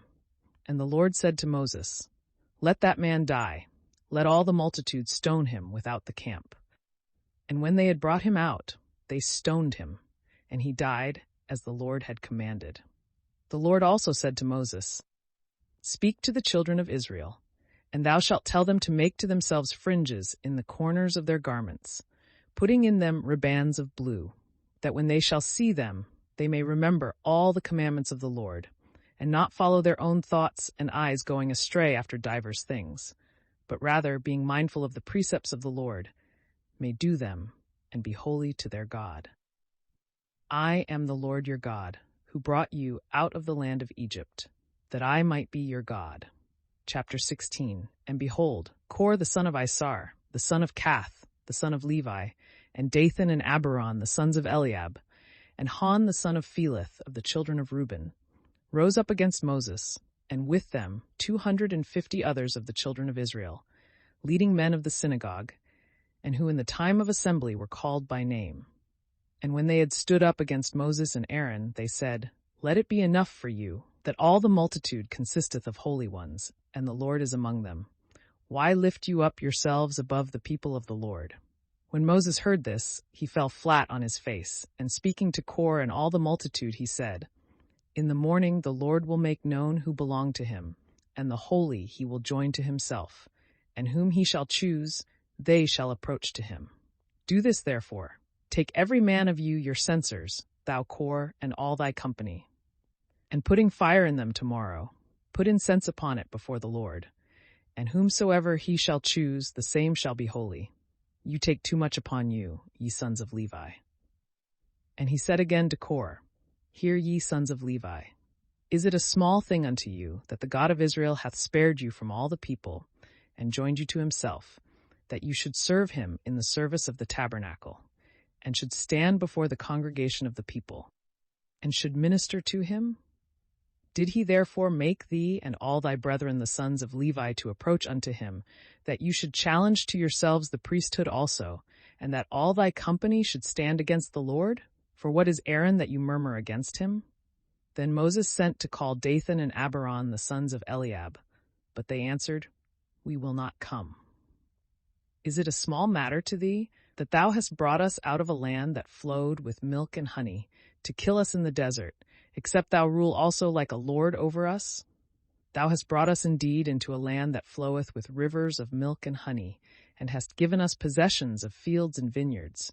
Wilt thou also pull out our eyes? We will not come. Moses therefore, being very angry, said to the Lord, Respect not their sacrifices. Thou knowest that I have not taken of them so much as a young ass at any time, nor have injured any of them. And he said to Kor, Do thou and thy congregation stand apart before the Lord tomorrow, and Aaron apart. Take every one of you censers, and put incense upon them, offering to the Lord 250 censers. Let Aaron also hold his censer. When they had done this, Moses and Aaron standing, and had drawn up all the multitude against them to the door of the tabernacle, the glory of the Lord appeared to them all. And the Lord speaking to Moses and Aaron said, Separate yourselves from among this congregation, that I may presently destroy them. They fell flat on their face, and said, O most mighty, the God of the spirits of all flesh, for one man's sin shall thy wrath rage against all? And the Lord said to Moses, Command the whole people to separate themselves from the tents of Kor and Dathan and Abiram. And Moses arose, and went to Dathan and Abiram, and the ancients of Israel following him. 26. He said to the multitude, Depart from the tents of these wicked men, and touch nothing of theirs, lest you be involved in their sins. And when they were departed from their tents round about, Dathan and Abiram coming out stood in the entry of their pavilions with their wives and children, and all the people. And Moses said, By this you shall know that the Lord hath sent me to do all things that you see, and that I have not forged them of my own head. If these men die the common death of men, and if they be visited with a plague, wherewith others also are wont to be visited, the Lord did not send me. But if the Lord do a new thing, and the earth opening her mouth swallow them down, and all things that belong to them, and they go down alive into hell, you shall know that they have blasphemed the Lord. And immediately as he had made an end of speaking, the earth broke asunder under their feet, and opening her mouth, devoured them with their tents and all their substance. And they went down alive into hell, the ground closing upon them, and they perished from among the people. But all Israel that was standing round about fled at the cry of them that were perishing, saying, Lest perhaps the earth swallow us up also. And a fire coming out from the Lord destroyed the 250 men that offered the incense. And the Lord spoke to Moses, saying, Command Eleazar the son of Aaron the priest to take up the censers that lie in the burning, and to scatter the fire of one side and the other, because they are sanctified in the deaths of the sinners. And let him beat them into plates and fasten them to the altar, because incense hath been offered in them to the Lord, and they are sanctified, that the children of Israel may see them for a sign and a memorial. Then Eleazar the priest took the brazen censers, wherein they had offered, whom the burning fire had devoured, and beat them into plates, fastening them to the altar, that the children of Israel might have for the time to come wherewith they should be admonished, that no stranger or any one that is not of the seed of Aaron should come near to offer incense to the Lord, lest he should suffer as Kor suffered, and all his congregation, according as the Lord spoke to Moses. The following day all the multitude of the children of Israel murmured against Moses and Aaron, saying, You have killed the people of the Lord. And when there arose a sedition, and the tumult increased, Moses and Aaron fled to the tabernacle of the covenant. And when they were gone into it, the cloud covered it, and the glory of the Lord appeared. And the Lord said to Moses, "Get you out from the midst of this multitude. This moment will I destroy them." And as they were lying on the ground, Moses said to Aaron, "Take the censer, and putting fire in it from the altar, put incense upon it, and go quickly to the people to pray for them. For already wrath is gone out from the Lord, and the plague rageth." When Aaron had done this, and had run to the midst of the multitude, which the burning fire was now destroying, he offered the incense, and standing between the dead and the living, he prayed for the people, and the plague ceased. And the number of them that were slain was 14,700 men, besides them that had perished in the sedition of Kor. And Aaron returned to Moses to the door of the tabernacle of the covenant after the destruction was over. Chapter 17.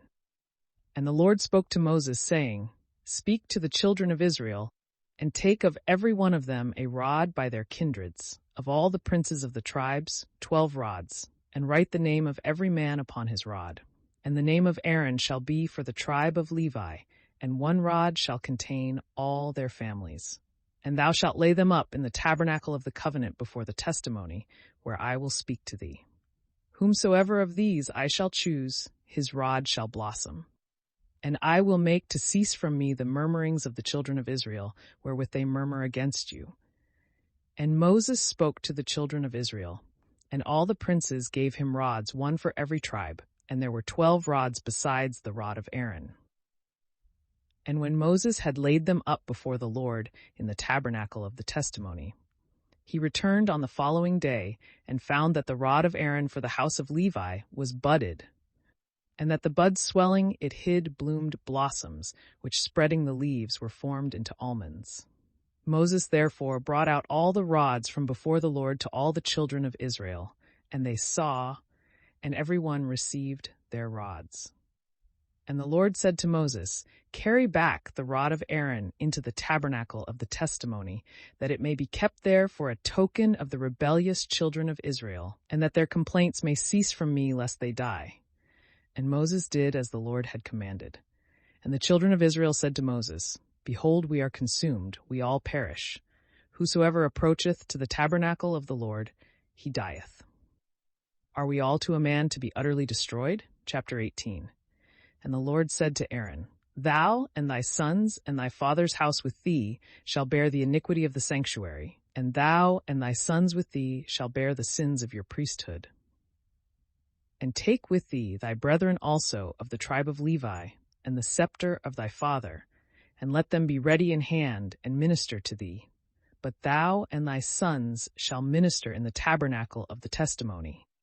And the Levites shall watch to do thy commands, and about all the works of the tabernacle.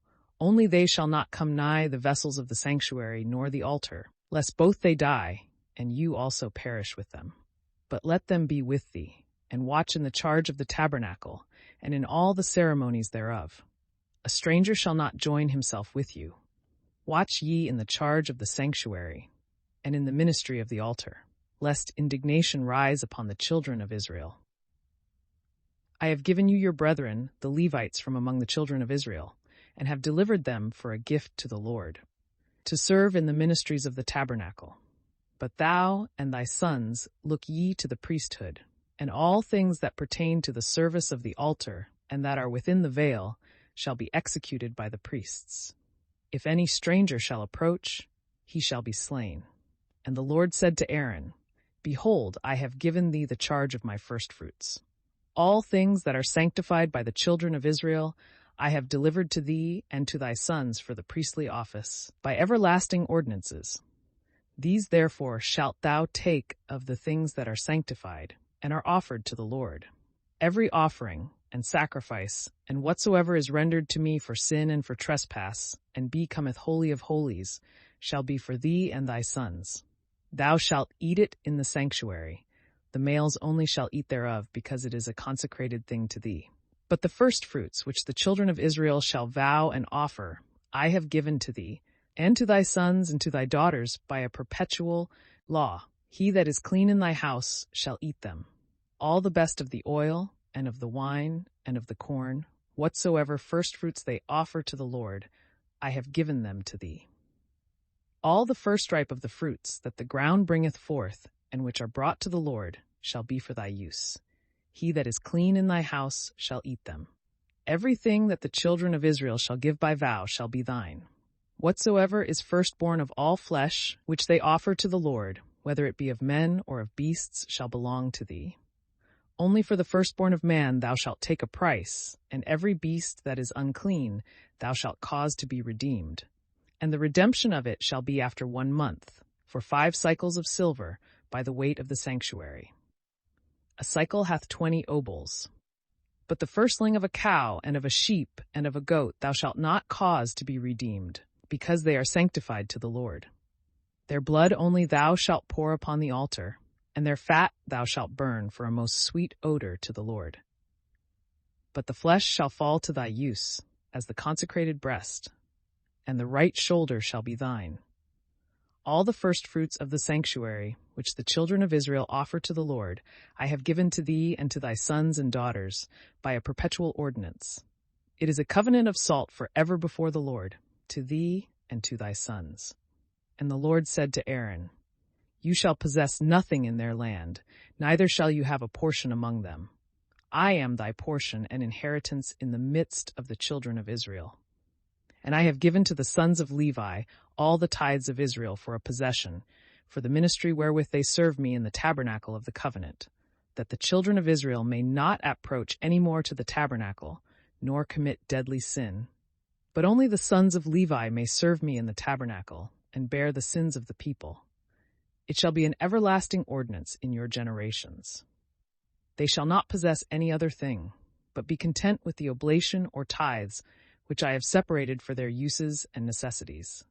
And the Lord spoke to Moses, saying, Command the Levites, and declare unto them, When you shall receive of the children of Israel the tithes, which I have given you, offer the firstfruits of them to the Lord, that is to say, the 10th part of the 10th, that it may be reckoned to you as an oblation of firstfruits, as well of the barn floors as of the winepresses.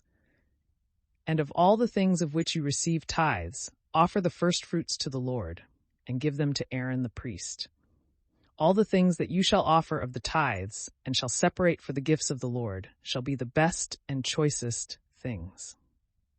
And thou shalt say to them, If you offer all the goodly and the better things of the tithes, it shall be reckoned to you as if you had given the firstfruits of the barn floor and the winepress. And you shall eat them in all your places, both you and your families, because it is your reward for the ministry, wherewith you serve in the tabernacle of the testimony.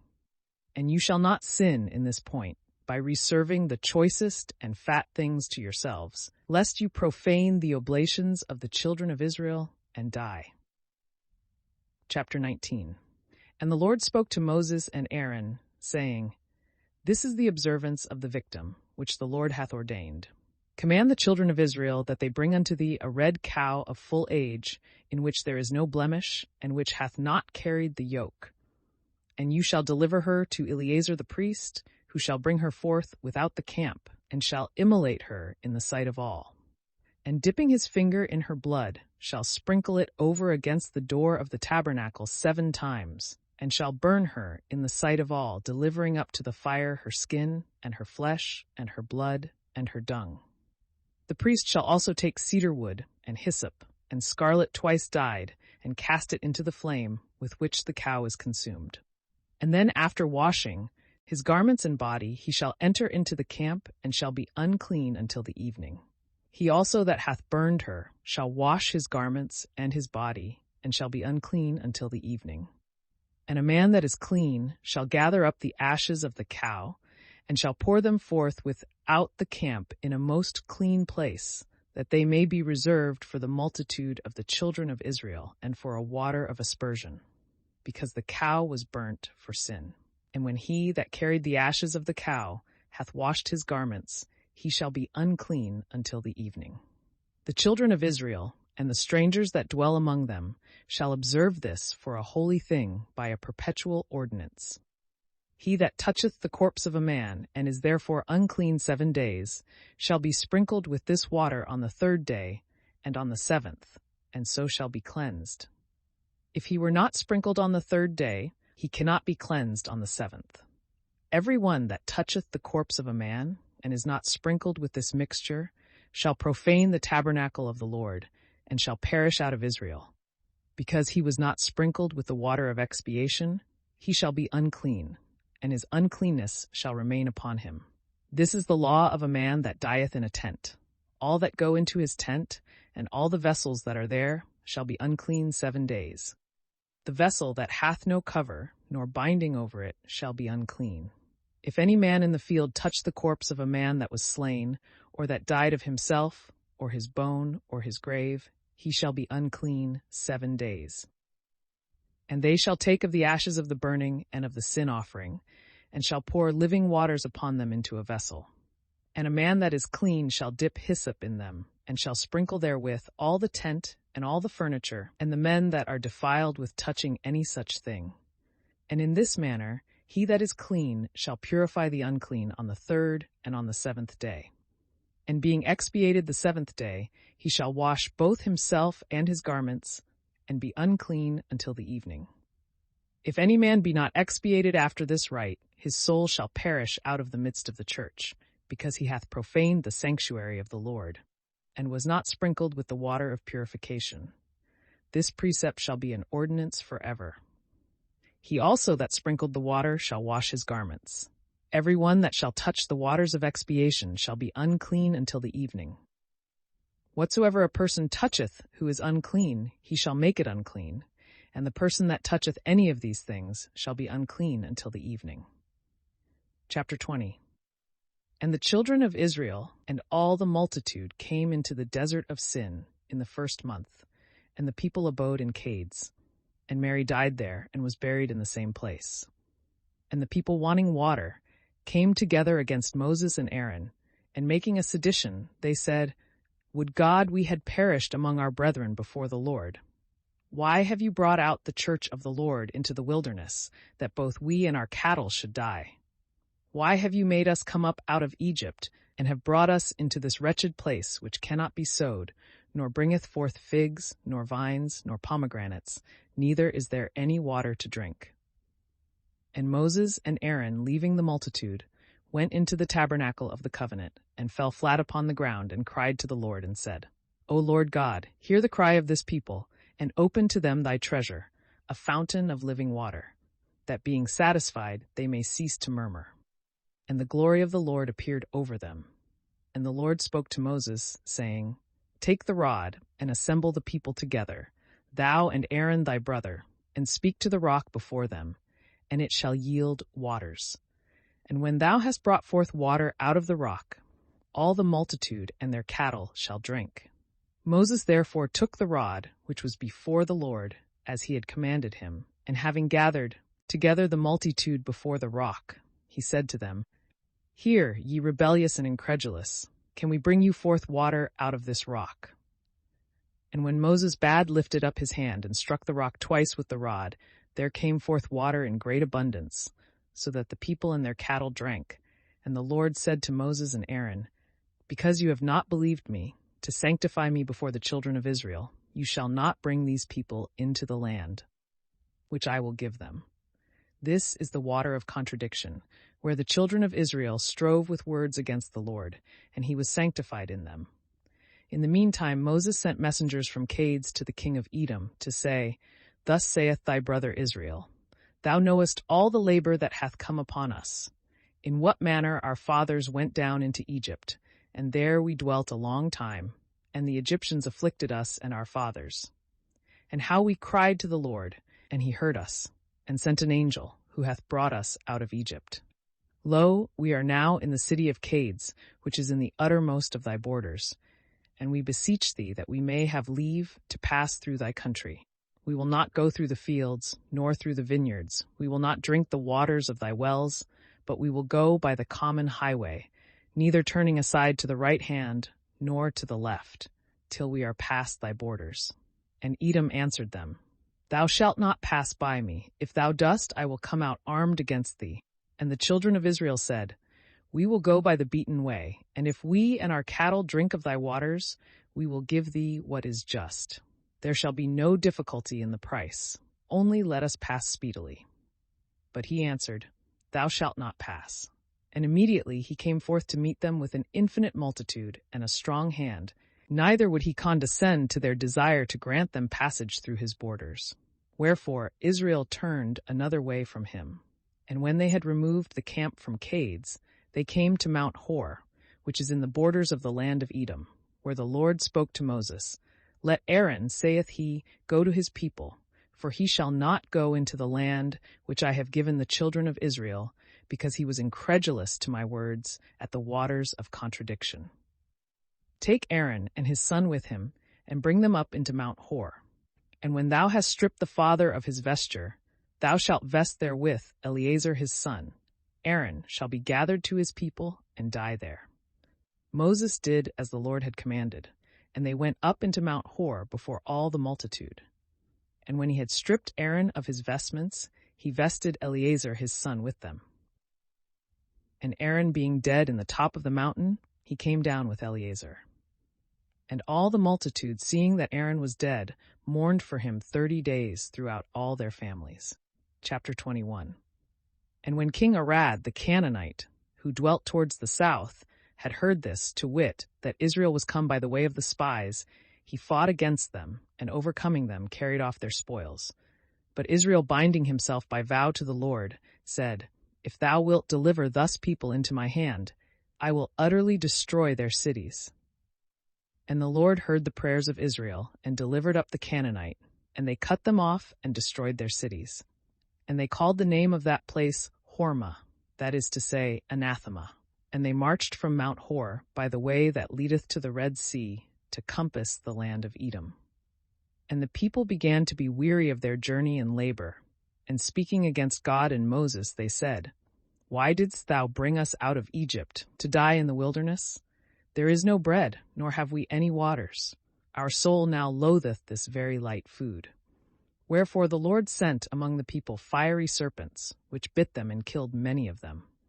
Upon which they came to Moses and said, We have sinned, because we have spoken against the Lord and thee. Pray that he may take away these serpents from us. And Moses prayed for the people. And the Lord said to him, Make a brazen serpent, and set it up for a sign. Whosoever being struck shall look on it shall live. Moses therefore made a brazen serpent, and set it up for a sign, which when they that were bitten looked upon, they were healed. And the children of Israel, setting forwards, camped in Oboth. And departing thence, they pitched their tents in Jeabarim, in the wilderness, that faceth Moab toward the east. And removing from thence, they came to the torrent Zered, which they left, and encamped over against Arnon, which is in the desert, and standeth out on the borders of the Amorite. For Arnon is the border of Moab, dividing the Moabites and the Amorites. Wherefore it is said in the book of the wars of the Lord, As he did in the Red Sea, so will he do in the streams of Arnon.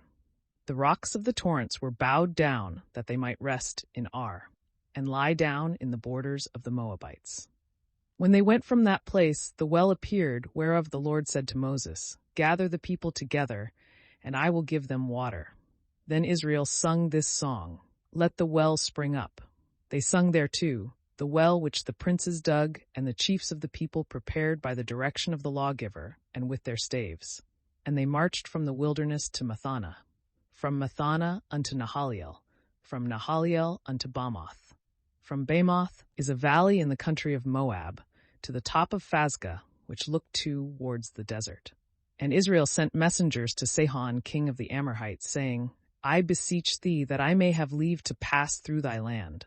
We will not go aside into the fields or the vineyards. We will not drink waters of the wells.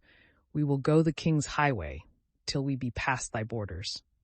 And he would not grant that Israel should pass by his borders, but rather gathering an army, went forth to meet them in the desert, and came to Jassa and fought against them. And he was slain by them with the edge of the sword, and they possessed his land from the Arnon unto the Jabbok, and to the confines of the children of Ammon. For the borders of the Ammonites were kept with a strong garrison. So Israel took all his cities, and dwelt in the cities of the Amorite, to wit, in Heshbon, and in the villages thereof.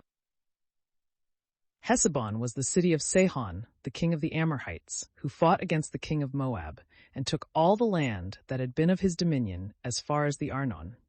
Therefore it is said in the proverb, Come into Hesebon, let the city of Sihon be built and set up. A fire is gone out of Hesebon, a flame from the city of Sihon, and hath consumed Ar of the Moabites, and the inhabitants of the high places of the Arnon. Woe to thee, Moab! Thou art undone, O people of Chamos.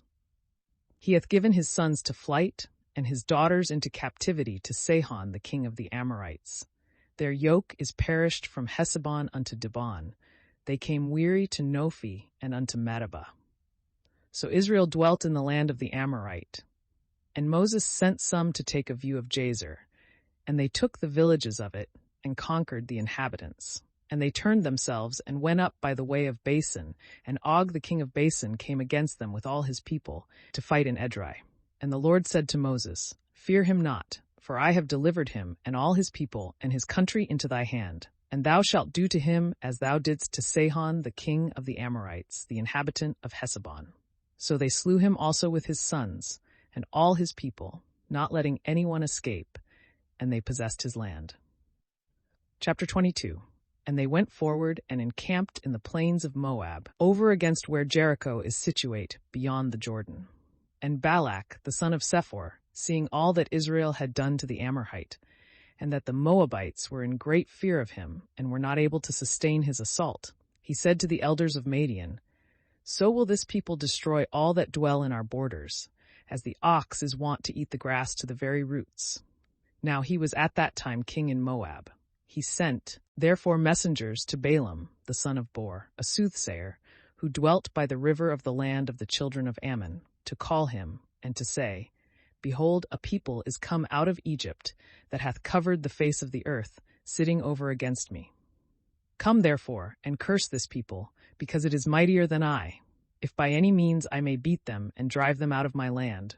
For I know that he whom thou shalt bless is blessed, and he whom thou shalt curse is cursed. And the ancients of Moab and the elders of Madian went with the price of divination in their hands. And where they were come to Balaam, and had told him all the words of Balak, he answered, Tarry here this night, and I will answer whatsoever the Lord shall say to me. And while they stayed with Balaam, God came and said to him, What mean these men that are with thee? He answered, Balak, the son of Sephor, king of the Moabites, hath sent to me, saying, Behold, a people that is come out of Egypt hath covered the face of the land. Come and curse them, if by any means I may fight with them and drive them away. And God said to Balaam, Thou shalt not go with them, nor shalt thou curse the people, because it is blessed. And he rose in the morning and said to the princes, Go into your country, because the Lord hath forbid me to come with you. The princes returning said to Balak, Balaam would not come with us.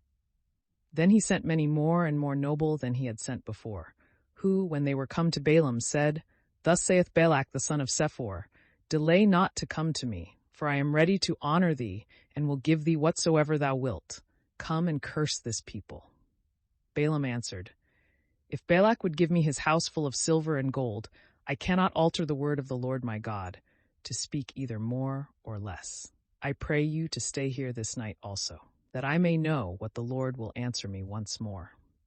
God therefore came to Balaam in the night and said to him, If these men be come to call thee, arise and go with them, yet so that thou do what I shall command thee. Balaam arose in the morning, and saddling his ass went with them. And God was angry. And an angel of the Lord stood in the way against Balaam, who sat on the ass, and had 2 servants with him. The ass, seeing the angel standing in the way with a drawn sword, turned herself out of the way, and went into the field.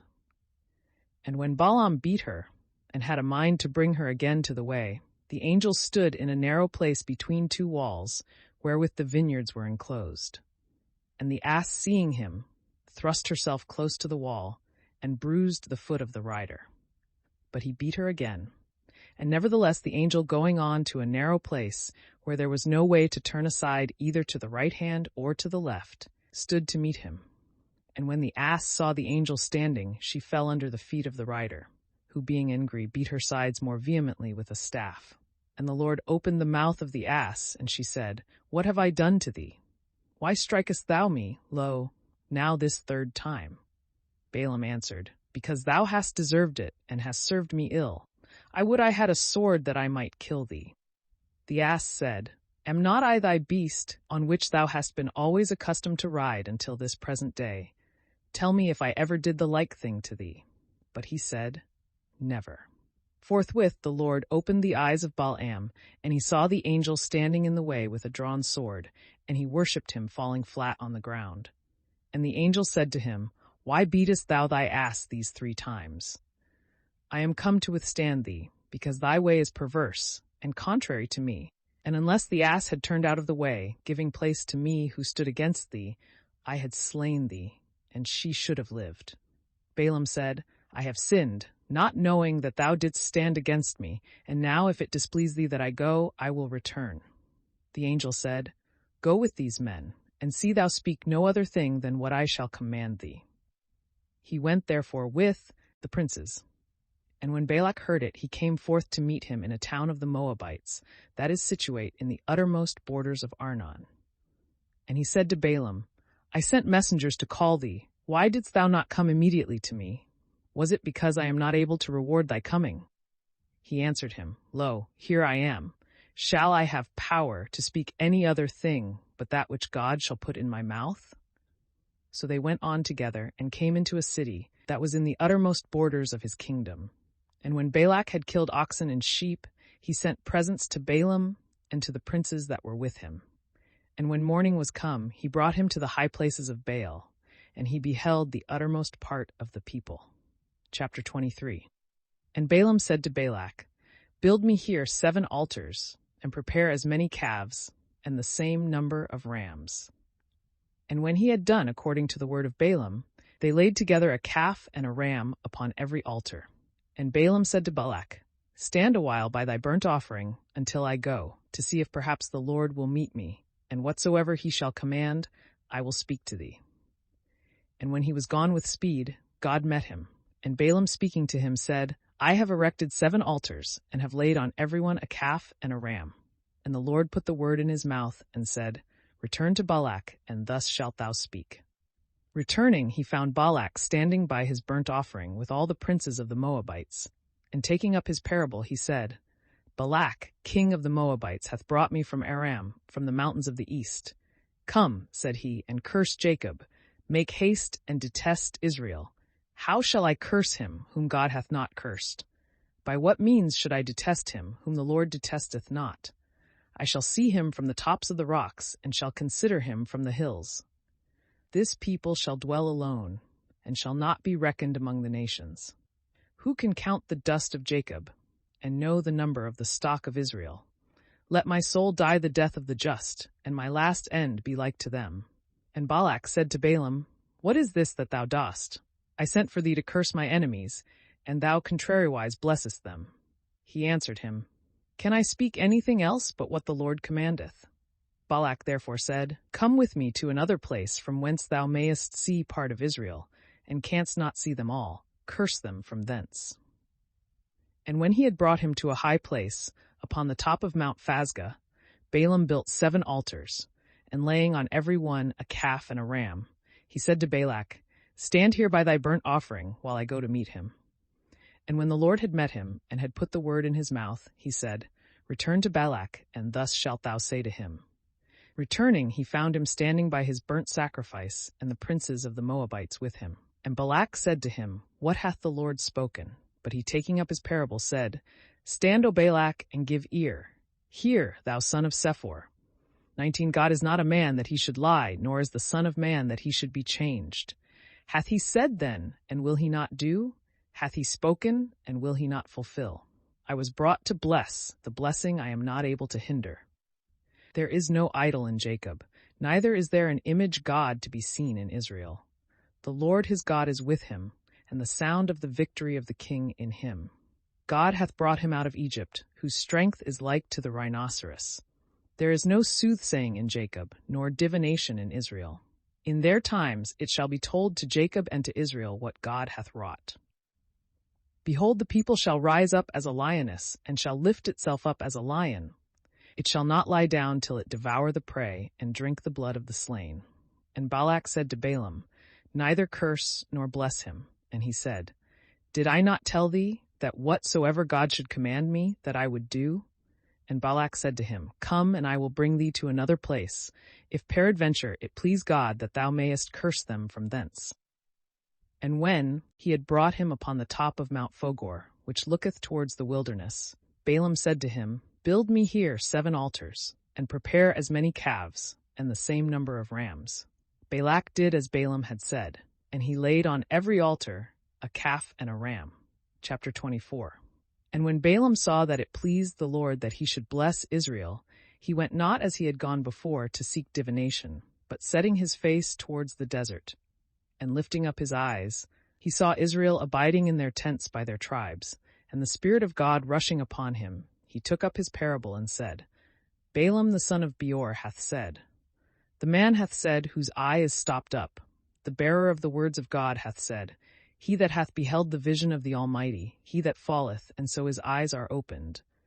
How beautiful are thy tabernacles, O Jacob, and thy tents, O Israel, as woody valleys, as watered gardens near the rivers, as tabernacles which the Lord hath pitched, as cedars by the waterside. Water shall flow out of his bucket, and his seed shall be in many waters. For Agag his king shall be removed, and his kingdom shall be taken away. God hath brought him out of Egypt, whose strength is like to the rhinoceros. They shall devour the nations that are his enemies, and break their bones, and pierce them with arrows. Lying down he hath slept as a lion, and as a lioness, whom none shall dare to rouse. He that blesseth thee shall also himself be blessed. He that curseth thee shall be reckoned accursed. And Balak, being angry against Balaam, clapped his hands together, and said, I called thee to curse my enemies, and thou, on the contrary, hast blessed them 3 times. Return to thy place. I had determined indeed greatly to honor thee, but the Lord hath deprived thee of the honor designed for thee. Balaam made answer to Balak, Did I not say to thy messengers, whom thou sentest to me, If Balak would give me his house full of silver and gold, I cannot go beyond the word of the Lord my God, to utter anything of my own head, either good or evil. But whatsoever the Lord shall say, that I will speak. But yet going to my people, I will give thee counsel, what this people shall do to thy people in the latter days. Therefore, taking up his parable, again he said, Balaam, the son of Beor, hath said, The man whose eye is stopped up, hath said, The hearer of the words of God hath said, who knoweth the doctrine of the highest, and seeth the visions of the Almighty, who falling hath his eyes opened. I shall see him, but not now. I shall behold him, but not near. A star shall rise out of Jacob, and a scepter shall spring up from Israel, and shall strike the chiefs of Moab, and shall waste all the children of Seth Emubim. And he shall possess Idumea. The inheritance of Seir shall come to their enemies, but Israel shall do manfully. Out of Jacob shall he come that shall rule, and shall destroy the remains of the city. And when he saw Amalek, he took up his parable, and said, Amalek, the beginning of nations, whose latter ends shall be destroyed. He saw also the Sinite, and took up his parable, and said, Thy habitation indeed is strong, but though thou build thy nest in a rock, and thou be chosen of the stock of sin, how long shalt thou be able to continue? For Ashur shall take thee captive. And taking up his parable, again he said, Alas, who shall live when God shall do these things? They shall come in galleys from Italy, they shall overcome the Assyrians, and shall waste the Hebrews, and at the last they themselves also shall perish. And Balaam rose and returned to his place. Balak also returned the way that he came. Chapter 25. And Israel at that time abode in Sedom, and the people committed fornication with the daughters of Moab, who called them to their sacrifices. And they ate of them and adored their gods.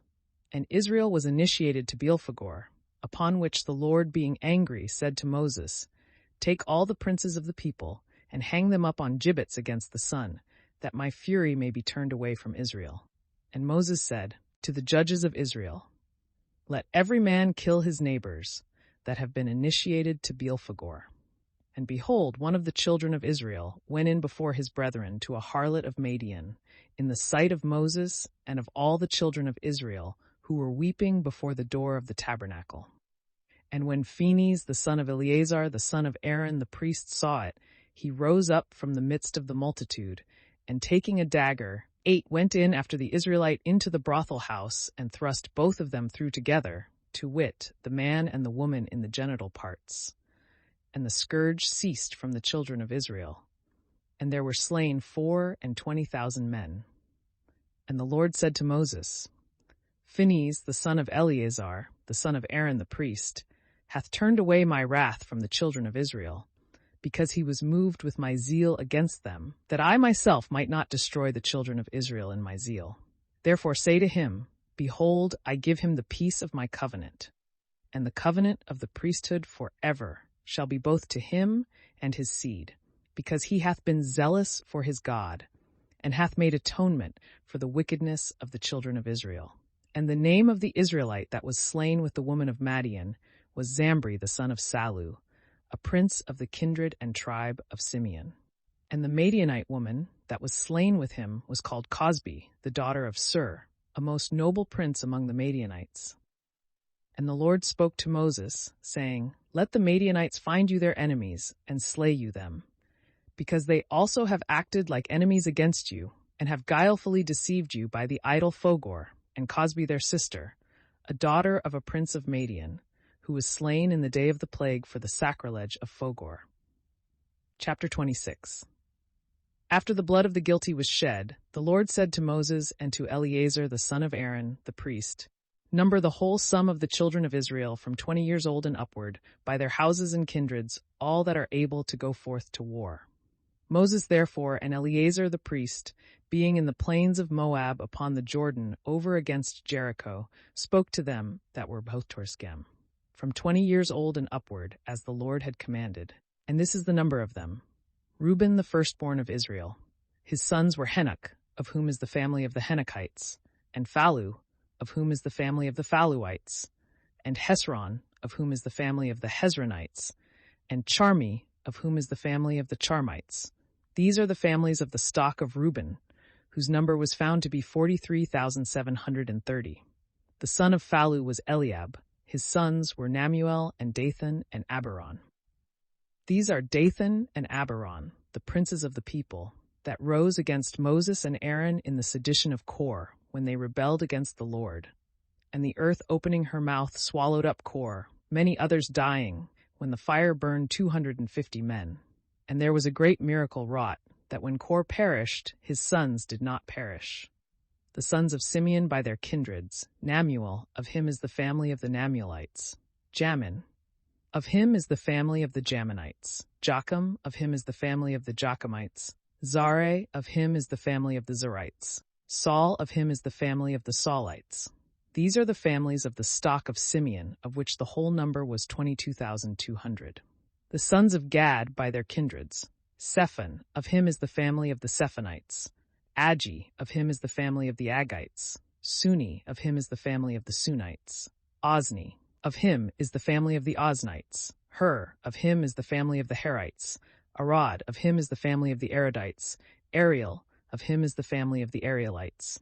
These are the families of Gad, of which the whole number was 40,500. 19 The sons of Judah, Hur and Onan, who both died in the land of Canaan. And the sons of Judah by their kindreds were Selah, of whom is the family of the Selites, Phares, of whom is the family of the Pharesites, Zare, of whom is the family of the Zarites. Moreover, the sons of Phares were Hezron, of whom is the family of the Hezronites, and Hamul, of whom is the family of the Hamulites. These are the families of Judah, of which the whole number was 76,500. The sons of Issachar by their kindreds, Thola, of whom is the family of the Tholites, Phua, of whom is the family of the Phuites, Jasub, of whom is the family of the Josabites, Semron, of whom is the family of the Semronites. These are the kindreds of Issachar, whose number was 64,300. The sons of Zabulon by their kindreds, Sered, of whom is the family of the Seredites, Elon, of whom is the family of the Elonites, Jalel, of whom is the family of the Jalelites. These are the kindreds of Zabulon, whose number was 60,500. The sons of Joseph by their kindred, Manasses and Ephraim. Of Manasses was born Machir, of whom is the family of the Machirites. Machir begot Galad, of whom is the family of the Galadites. Galad had sons, Jezer, of whom is the family of the Jezerites, and Helek, of whom is the family of the Helexites, and Azriel, of whom is the family of the Azraelites, and Sechem, of whom is the family of the Sechemites, and Semida, of whom is the family of the Semidites, and Hepher, of whom is the family of the Hepherites. And Hepher was the father of Salphad, who had no sons, but only daughters, whose names are these: Mala, and Noah, and Heglah, and Melcha, and Thersa. These are the families of Manasseh, and the number of them 52,700. And the sons of Ephraim by their kindreds were these: Suthala, of whom is the family of the Suthalites, Besher, of whom is the family of the Besherites, Thehen, of whom is the family of the Thehenites. Now the son of Suthala was Haran, of whom is the family of the Haranites. These are the kindreds of the sons of Ephraim, whose number was 32,500. These are the sons of Joseph by their families. The sons of Benjamin in their kindreds: Bela, of whom is the family of the Belites, Asbel, of whom is the family of the Asbelites, Ahiram, of whom is the family of the Ahiramites, Supham, of whom is the family of the Suphamites, Hupam, of whom is the family of the Huphamites. The sons of Bela, Herod, and Noeman. Of Herod is the family of the Herodites, of Noeman, the family of the Noemanites. These are the sons of Benjamin by their kindreds, whose number was 45,600. The sons of Dan by their kindreds: Suham, of whom is the family of the Suhamites. These are the kindreds of Dan by their families. All were Suhamites, whose number was 64,400. The sons of Aser by their kindreds: Jemna, of whom is the family of the Gemnites, Jesui, of whom is the family of the Jesuites, Bri, of whom is the family of the Briates. The sons of Bri: Heber, of whom is the family of the Heberites, and Melchiel, of whom is the family of the Melchielites. And the name of the daughter of Aser was Sarah. These are the kindreds of the sons of Aser, and their number 53,400. The sons of Naphtali by their kindreds: Jasiel, of whom is the family of the Jezielites, Guni, of whom is the family of the Gunites, Jesser, of whom is the family of the Jaserites, Selem, of whom is the family of the Selemites. These are the kindreds of the sons of Naphtali by their families, whose number was 45,400. This is the sum of the children of Israel that were reckoned up, 601,730. And the Lord spoke to Moses, saying, To these shall the land be divided for their possessions according to the number of names. To the greater number thou shalt give a greater portion, and to the fewer a less. To every one, as they have now been reckoned up, shall a possession be delivered, yet so that by lot the land be divided to the tribe and families. Whatsoever shall fall by lot, that shall be taken by the more or the fewer. This also is the number of the sons of Levi by their families: Gerson, of whom is the family of the Gersonites, Kath, of whom is the family of the Kathites, Merari, of whom is the family of the Merarites. These are the families of Levi, the family of Lobni, the family of Hebroni, the family of Kor. Now Kath begot Amram, who had to wife Jochebed the daughter of Levi, who was born to him in Egypt. She bore to her husband Amram's sons, Aaron and Moses, and Mary their sister. Of Aaron were born Nadab and Abihu, and Eleazar and Ithamar, of whom Nadab and Abihu died when they had offered the strange fire before the Lord. And all that were numbered were 23,000 males from 1 month old and upward. For they were not reckoned up among the children of Israel, neither was a possession given to them with the rest. This is the number of the children of Israel, that were enrolled by Moses and Eleazar the priest, in the plains of Moab upon the Jordan over against Jericho, among whom there was not one of them that were numbered before by Moses and Aaron in the desert of Sinai. For the Lord had foretold that they should die in the wilderness, and none remained of them, but Caleb the son of Jephunneh, and Josu the son of Nun. Chapter 27. Then came the daughters of Salphad, the son of Hepher, the son of Galad, the son of Machir, the son of Manasseh, who was the son of Joseph, and their names are Mala, and Noah, and Heglah, and Melcha, and Thersa. And they stood before Moses and Eleazar the priest, and all the princes of the people at the door of the tabernacle of the covenant, and said, Our father died in the desert, and was not in the sedition that was raised against the Lord under Kor, but he died in his own sin, and he had no male children. Why is his name taken away out of his family, because he had no son? Give us a possession among the kinsmen of our father. And Moses referred their cause to the judgment of the Lord. And the Lord said to him, The The daughters of Salpha demand a just thing. Give them a possession among their father's kindred, and let them succeed him in his inheritance. And to the children of Israel thou shalt speak these things. When a man dieth without a son, his inheritance shall pass to his daughter. If he have no daughter, his brethren shall succeed him. And if he have no brethren, you shall give the inheritance to his father's brethren. But if he have no uncles by the father, the inheritance shall be given to them that are the next of kin. And this shall be to the children of Israel sacred by a perpetual law, as the Lord hath commanded Moses. The Lord also said to Moses, Go up into this mountain Abarim, and view from thence the land which I will give to the children of Israel. And when thou shalt have seen it, thou also shalt go to thy people, as thy brother Aaron is gone. Because you offended me in the desert of Sin, in the contradiction of the multitude, neither would you sanctify me before them at the waters. These are the waters of contradiction in cades of the desert of Sin. And Moses answered him, 16. May the Lord, the God of the spirits of all flesh, provide a man that may be over this multitude, and may go out and in before them, and may lead them out or bring them in, lest the people of the Lord be as sheep without a shepherd. And the Lord said to him, Take Joshua the son of Nun, a man in whom is the Spirit, and put thy hand upon him. And he shall stand before Eleazar the priest and all the multitude.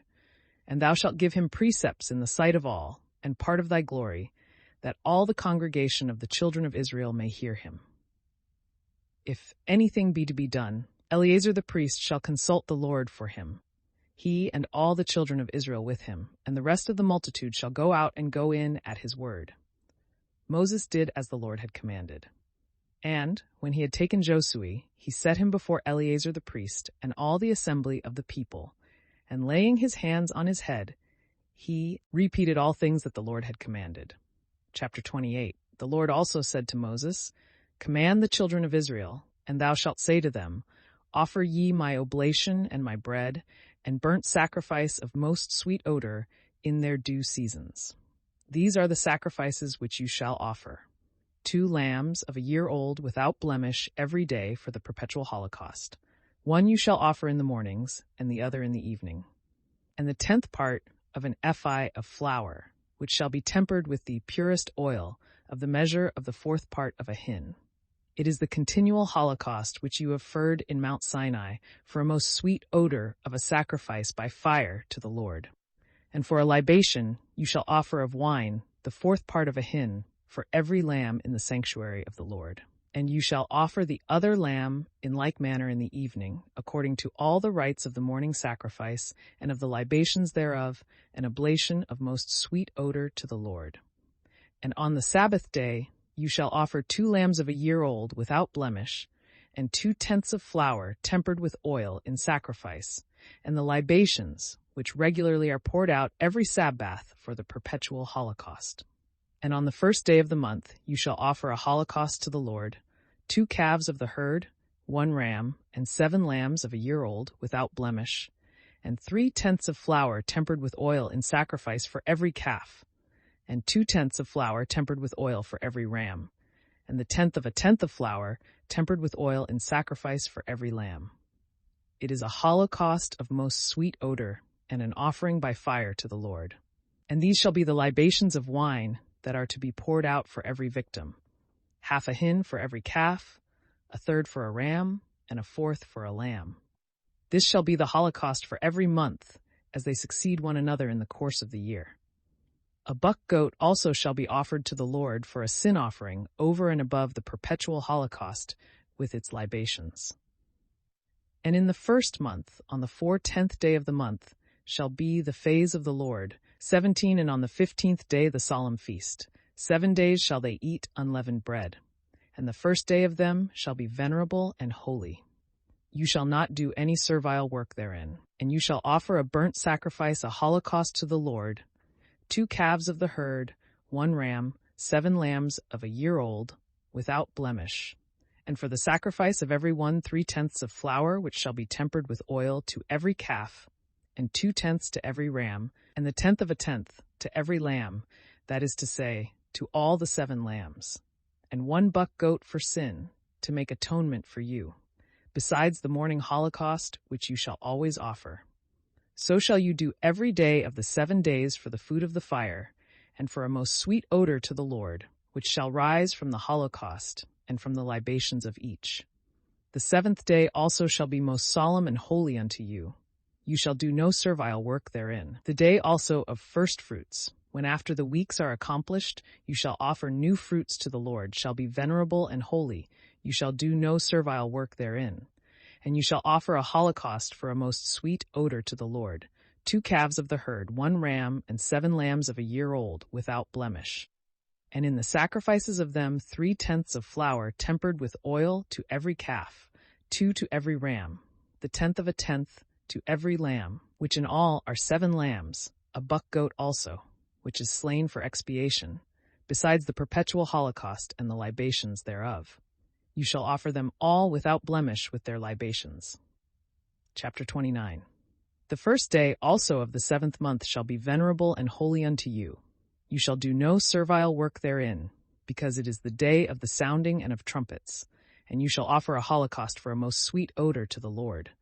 1 calf of the herd, 1 ram and 7 lambs of a year old, without blemish, and for their sacrifices 3/10 of flour tempered with oil to every calf, 2/10 to a ram, 1/10 to a lamb, which in all are 7 lambs, and a buck goat for sin, which is offered for the expiation of the people, besides the holocaust of the first day of the month with the sacrifices thereof, and the perpetual holocaust with the accustomed libations. With the same ceremonies, you shall offer a burnt sacrifice for a most sweet odor to the Lord.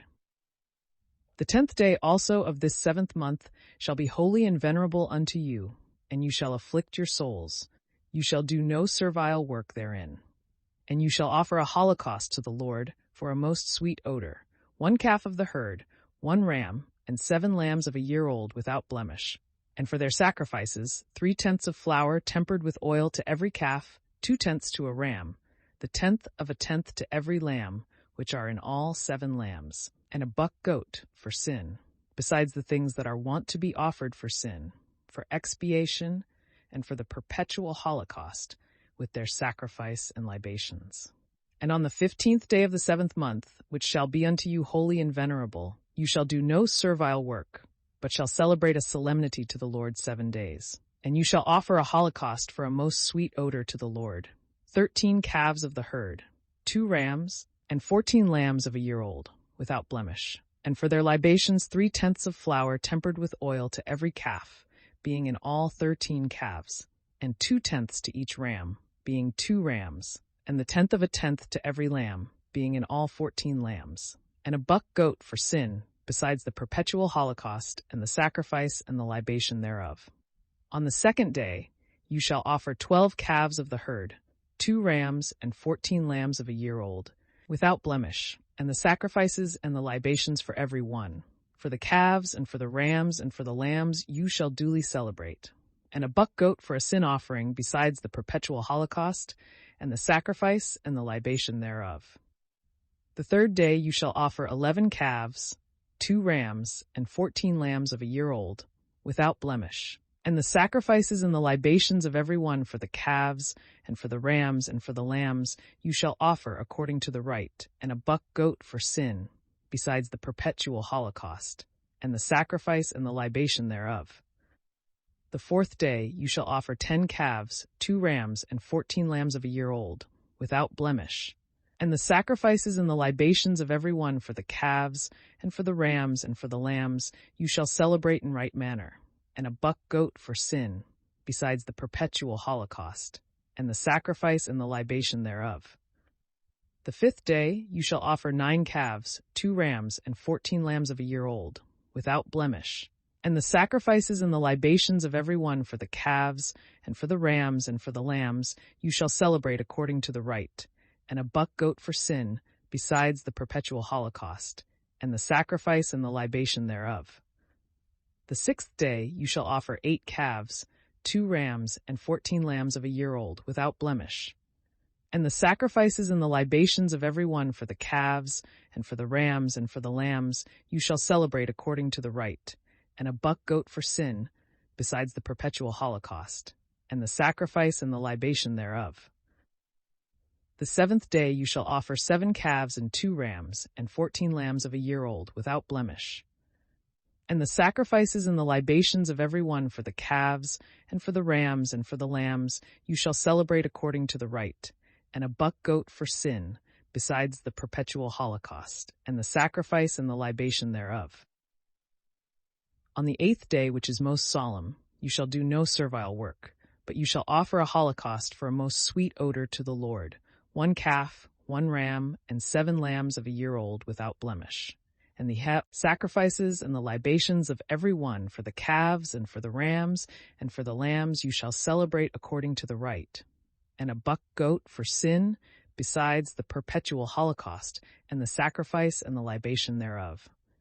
These things shall you offer to the Lord in your solemnities, besides your vows and voluntary oblations for holocaust, for sacrifice, for libation, and for victims of peace offerings. Chapter 30. And Moses told the children of Israel all that the Lord had commanded him. And he said to the princes of the tribes of the children of Israel, This is the word that the Lord hath commanded. If any man make a vow to the Lord, or bind himself by an oath, he shall not make his word void, but shall fulfill all that he promised. If a woman vow anything, and bind herself by an oath, being in her father's house, and but yet a girl in age, if her father knew the vow that she hath promised, and the oath wherewith she hath bound her soul, and held his peace, she shall be bound by the vow. Whatsoever she promised and swore, she shall fulfill indeed. But if her father, immediately as soon as he heard it, gainsaid it, both her vows and her oaths shall be void, neither shall she be bound to what she promised, because her father hath gainsaid it. If she have a husband, and shall vow anything, and the word once going out of her mouth shall bind her soul by an oath, the day that her husband shall hear it, and not gainsay it, she shall be bound to the vow, and shall give whatsoever she promised. But if as soon as he heareth he gainsay it, and make her promises, and the words wherewith she had bound her soul of no effect, the Lord will forgive her. The widow, and she that is divorced, shall fulfill whatsoever they vow. If the wife in the house of her husband hath bound herself by vow and by oath, if her husband hear, and hold his peace, and doth not disallow the promise, she shall accomplish whatsoever she had promised. But if forthwith he gainsay it, she shall not be bound by the promise, because her husband gainsaid it, and the Lord will be merciful to her. If she vow and bind herself by oath, to afflict her soul by fasting, or abstinence from other things, it shall depend on the will of her husband, whether she shall do it or not do it. But if the husband hearing it hold his peace, and defer the declaring his mind till another day, whatsoever she had vowed and promised, she shall fulfill. Because immediately as he heard it, he held his peace. But if he gainsay it after that he knew it, he shall bear her iniquity. These are the laws which the Lord appointed to Moses between the husband and the wife, between the father and the daughter that is as yet but a girl in age, or that abideth in her father's house. Chapter 31. And the Lord spoke to Moses, saying, Revenge first the children of Israel on the Midianites, and so thou shalt be gathered to thy people. And Moses forthwith said, Arm of you men to fight, who may take the revenge of the Lord on the Midianites. Let 1,000 men be chosen out of every tribe of Israel to be sent to the war. And they gave 1,000 of every tribe, that is to say, 12,000 men well appointed for battle. And Moses sent them with Phinehas the son of Eleazar the priest, and he delivered to him the holy vessels and the trumpets to sound. And when they had fought against the Midianites and had overcome them, they slew all the men. And their kings Evi and Resem and Sur and Hur and Rebe, 5 princes of the nation. Balaam also the son of Beor they killed with the sword. And they took their women and their children captives, and all their cattle and all their goods, and all their possessions they plundered. 10 in all their cities, and their villages and castles they burned. And they carried away the booty, and all that they had taken both of men and of beasts. And they brought them to Moses and Eleazar the priest, and to all the multitude of the children of Israel. But the rest of the things for use they carried to the camp on the plains of Moab, beside the Jordan, over against Jericho. And Moses and Eleazar the priest, and all the princes of the synagogue went forth to meet them without the camp. And Moses, being angry with the chief officers of the army, the tribunes, and the centurions that were come from the battle, said, Why have you saved the women? Are not these they that deceived the children of Israel by the counsel of Balaam, and made you transgress against the Lord by the sin of Fogor, for which also the people was punished? Therefore kill all that are of the male sex, even of the children, and put to death the women that have carnally known men. But the girls, and all the women that are virgins, save for yourselves, and stay without the camp 7 days. He that hath killed a man, or touched one that is killed, shall be purified the 3rd day and the 7th day. And of all the spoil, every garment or vessel or anything made for use, of the skins, or hair of goats, or of wood, shall be purified. Eleazar also the priest spoke to the men of the army that had fought in this manner.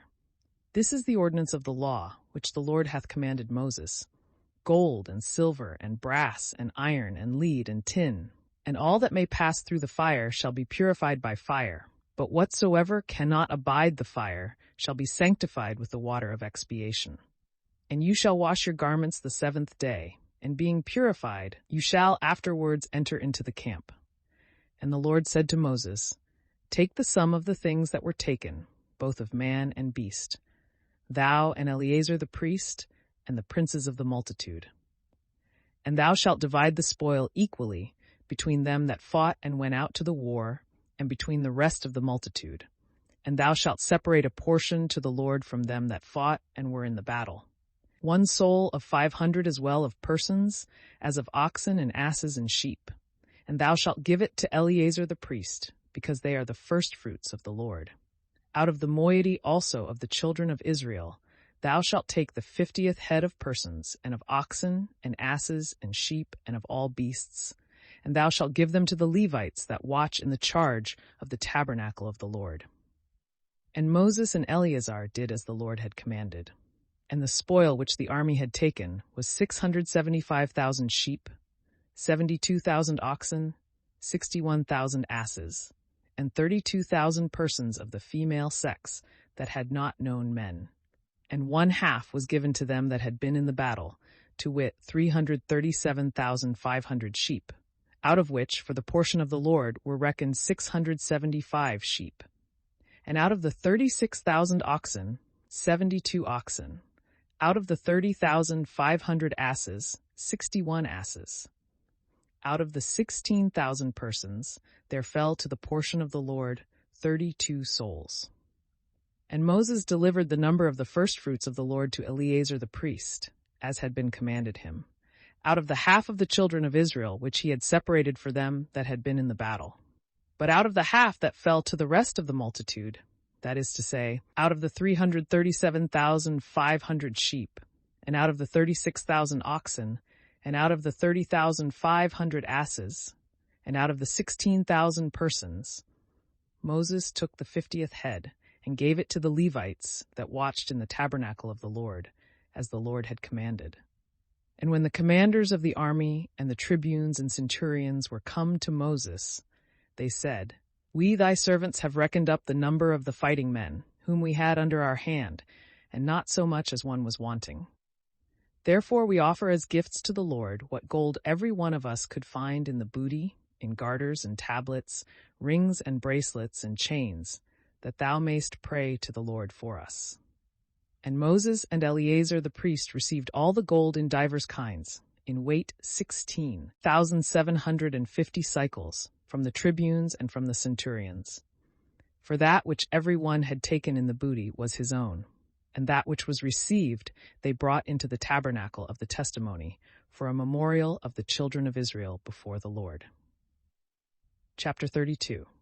And the sons of Reuben and Gad had many flocks of cattle, and their substance in beasts was infinite. And when they saw the lands of Jazer and Galad fit for feeding cattle, they came to Moses and Eleazar the priest, and the princes of the multitude, and said, Adaroth, and Dibon, and Jazer, and Nemrah, Hesebon, and Eleale, and Sabon, and Nebo, and Beon. The land which the Lord hath conquered in the sight of the children of Israel is a very fertile soil for the feeding of beasts. And we thy servants have very much cattle. And we pray thee, if we have found favor in thy sight, that thou give it to us, thy servants, in possession, and make us not pass over the Jordan. And Moses answered them, What, shall your brethren go to fight, and will you sit here? Why do ye overturn the minds of the children of Israel, that they may not dare to pass into the place which the Lord hath given them? Was it not thus your fathers did, when I sent from Cadesbarn to view the land? And when they were come as far as the valley of the cluster, having viewed all the country, they overturned the hearts of the children of Israel, that they should not enter into the coasts which the Lord gave them. And he swore in his anger, saying, If these men that came up out of Egypt, from 20 years old and upward, shall see the land which I promised with an oath to Abraham, Isaac, and Jacob, because they would not follow me, except Caleb the son of Jephunneh the Kenizzite, and Joshua the son of Nun. These have fulfilled my will. And the Lord, being angry against Israel, led them about through the desert 40 years, until the whole generation that had done evil in his sight was consumed. And behold, said he, you are risen up instead of your fathers, the increase and offspring of sinful men, to augment the fury of the Lord against Israel. For if you will not follow him, he will leave the people in the wilderness, and you shall be the cause of the destruction of all. But they coming near said, We will make sheepfolds, and stalls for our cattle, and strong cities for our children. And we ourselves will go armed and ready for battle before the children of Israel, until we bring them in unto their places. Our little ones, and all we have, shall be in walled cities for fear of the ambushes of the inhabitants. We will not return into our houses until the children of Israel possess their inheritance. Neither will we seek anything beyond the Jordan, because we have already our possession on the east side thereof. And Moses said to them, If you do what you promise, go on well appointed for war before the Lord, and let every fighting man pass over the Jordan, until the Lord overthrow his enemies, and all the land be brought under him. Then shall you be blameless before the Lord and before Israel, and you shall obtain the countries that you desire before the Lord. But if you do not what you say, no man can doubt, but you sin against God. And know ye that your sin shall overtake you. Build therefore cities for your children, and folds and stalls for your sheep and beasts, and accomplish what you have promised. And the children of Gad and Reuben said to Moses, We are thy servants. We will do what my Lord commandeth. We will leave our children and our wives and sheep and cattle in the cities of Galaad. And we, thy servants, all well appointed, will march on to the war, as thou, my Lord, speakest. Moses therefore commanded Eleazar the priest, and Joshua the son of Nun, and the princes of the families of all the tribes of Israel, and said to them, If the children of Gad and the children of Reuben pass with you over the Jordan, all armed for war before the Lord, and the land be made subject to you, give them Galaad in possession. But if they will not pass armed with you into the land of Canaan, let them receive places to dwell in among you. And the children of Gad and the children of Reuben answered, As the Lord hath spoken to his servants, so will we do. We will go armed before the Lord into the land of Canaan, and we confess that we have already received our possession beyond the Jordan. Moses therefore gave to the children of Gad and of Reuben, and to the half-tribe of Manasseh the son of Joseph, the kingdom of Sihon, king of the Amorites, and the kingdom of Og, king of Bashan, and their land and the cities thereof round about. And the sons of Gad built Dibon, and Ataroth, and Aroer, and Etroth, and Sophan, and Jezer, and Jegbah, and Beth-Nemrah, and Betharan, fenced cities and folds for their cattle. But the children of Reuben built Hesebon, and Eleale, and Kiriathaim, and Nabo, and Baalmeon, their names being changed, and Sabama, giving names to the cities which they had built. Moreover, the children of Machir, the son of Manasseh, went into Galaad and wasted it, cutting off the Amorites, the inhabitants thereof. And Moses gave the land of Galaad to Machir the son of Manasseh, and he dwelt in it. 41. And Jair the son of Manasseh went, and took the villages thereof, and he called them Havoth-Jair, that is to say, the villages of Jair. Nobi also went, and took Canath with the villages thereof, and he called it by his own name, Nobi. Chapter 33. These are the mansions of the children of Israel, who went out of Egypt by their troops under the conduct of Moses and Aaron, which Moses wrote down according to the places of their encamping, which they changed by the commandment of the Lord. Now the children of Israel departed from Ramesses the first month, on the 15th day of the first month, the day after the phase, with a mighty hand in the sight of all the Egyptians, for who were burying their firstborn, whom the Lord had slain. Upon their gods also he had executed vengeance.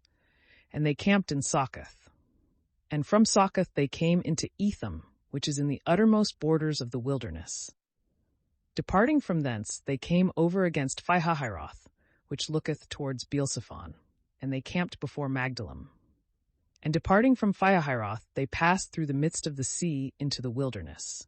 And having marched 3 days through the desert of Etham, they camped in Marah. And departing from Marah, they came into Elim, where there were 12 fountains of waters and 70 palm trees, and there they camped. But departing from thence also, they pitched their tents by the Red Sea. And departing from the Red Sea, they camped in the desert of Sin, and they removed from thence and came to Daphka. And departing from Daphka, they camped in Alus. And departing from Alus, they pitched their tents in Raphidim, where the people wanted water to drink. And departing from Raphidim, they camped in the desert of Sinai. But departing also from the desert of Sinai, they came to the graves of Lust. And departing from the graves of Lust, they camped in Haseroth. And from Haseroth they came to Rethma. And departing from Rethma, they camped in Ramomphares. And they departed from thence and came to Lebna. Removing from Lebna, they camped in Ressa. And departing from Ressa, they came to Selatha. And they removed from thence and camped in the mountain Sephir. Departing from the mountain Sephir, they came to Arada. From thence they went and camped in Masaloth. And departing from Masaloth, they came to Thahath. Removing from Thahath, they camped in There.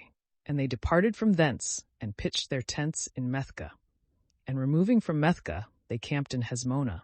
And departing from Hezmonah, they came to Moseroth. And removing from Moseroth, they camped in Benejachin. And departing from Benejachin, they came to Mount Gadgad. From thence they went and camped in Jetbatha. And from Jetbatha they came to Hebrona. And departing from Hebrona, they camped in Asiongaber. They removed from thence and came into the desert of Sin, which is Cades. And departing from Cades, they camped in Mount Hor, in the uttermost borders of the land of Edom.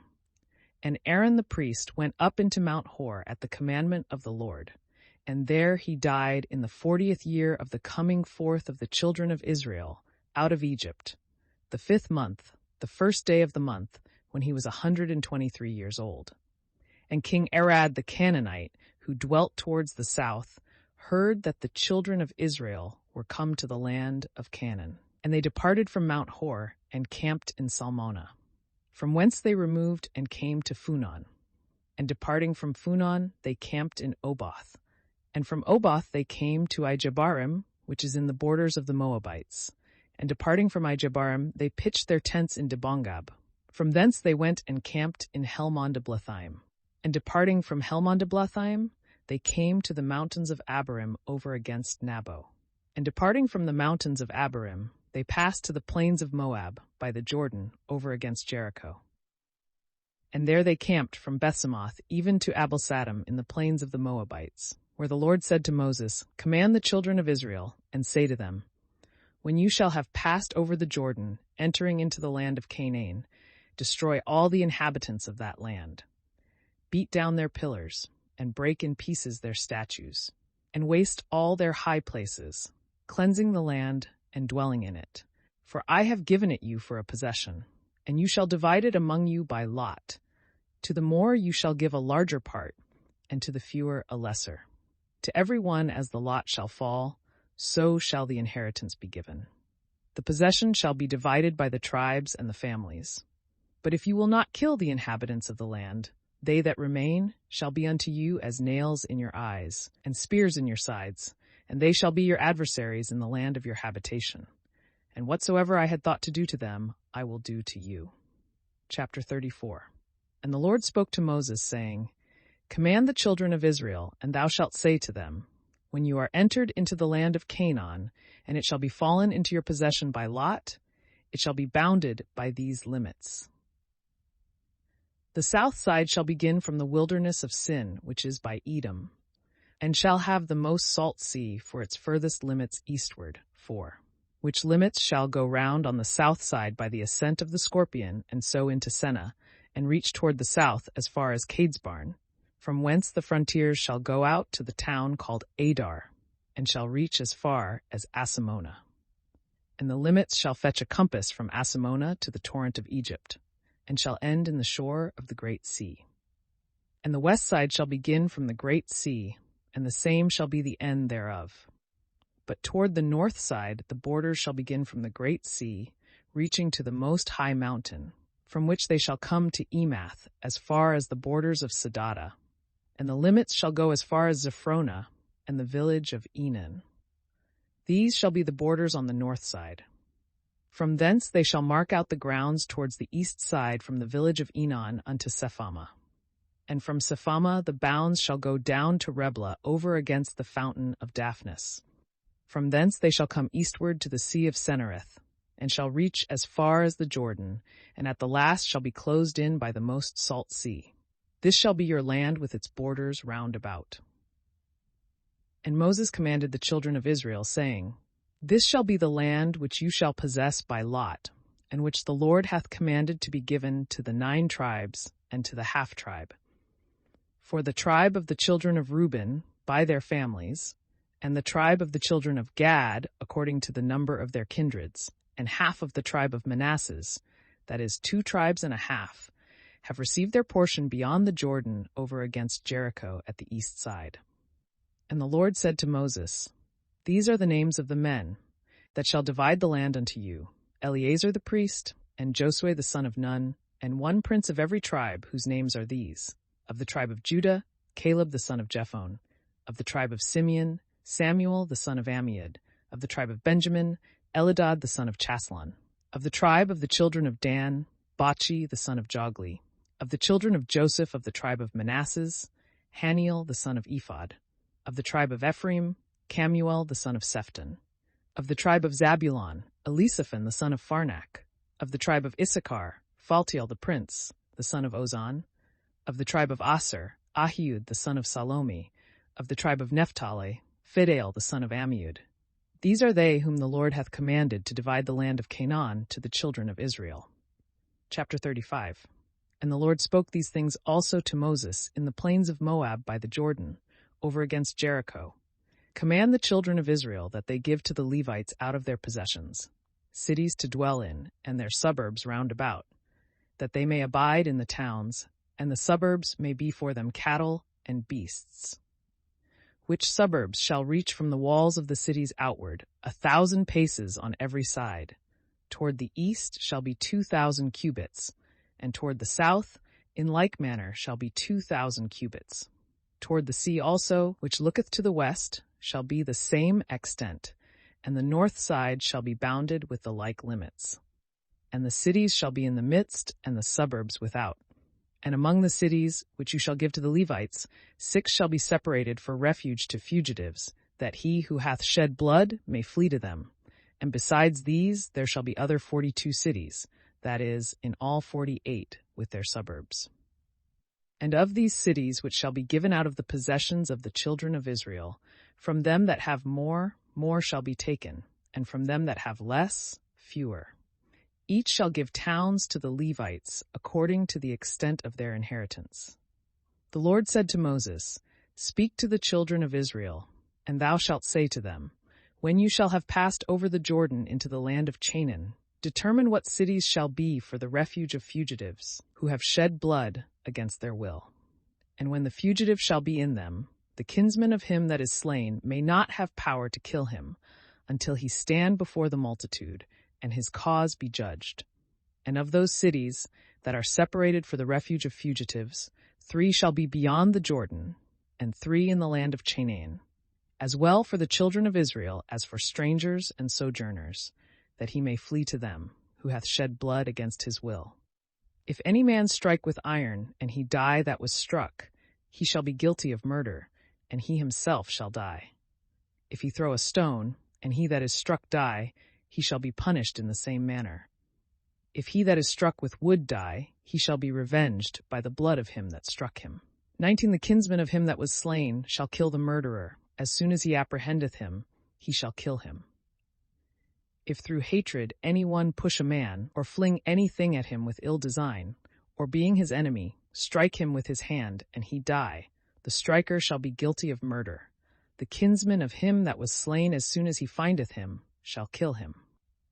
But if by chance medley, and without hatred and enmity, he do any of these things, and this be proved in the hearing of the people, and the cause be debated between him that struck and the next of kin, the innocent shall be delivered from the hand of the revenger, and shall be brought back by sentence into the city to which he had fled, and he shall abide there until the death of the high priest, that is anointed with the holy oil. If the murderer be found without the limits of the cities that are appointed for the banished, and be struck by him that is the avenger of blood, he shall not be guilty that killed him. For the fugitive ought to have stayed in the city until the death of the high priest, and after he is dead, then shall the manslayer return to his own country. These things shall be perpetual, and for an ordinance in all your dwellings. The murderer shall be punished by witnesses. None shall be condemned upon the evidence of one man. You shall not take money of him that is guilty of blood, but he shall die forthwith. The banished and fugitives before the death of the high priest may by no means return into their own cities. Defile not the land of your habitation, which is stained with the blood of the innocent, neither can it otherwise be expiated, but by his blood that hath shed the blood of another. And thus shall your possession be cleansed, myself abiding with you. For I am the Lord that dwell among the children of Israel. Chapter 36. And the princes of the families of Galaad, the son of Mashir, the son of Manasses, of the stock of the children of Joseph, came and spoke to Moses before the princes of Israel, and said, The Lord hath commanded thee, my lord, that thou shouldst divide the land by lot to the children of Israel, and that thou shouldst give to the daughters of Salphad, our brother, the possession due to their father.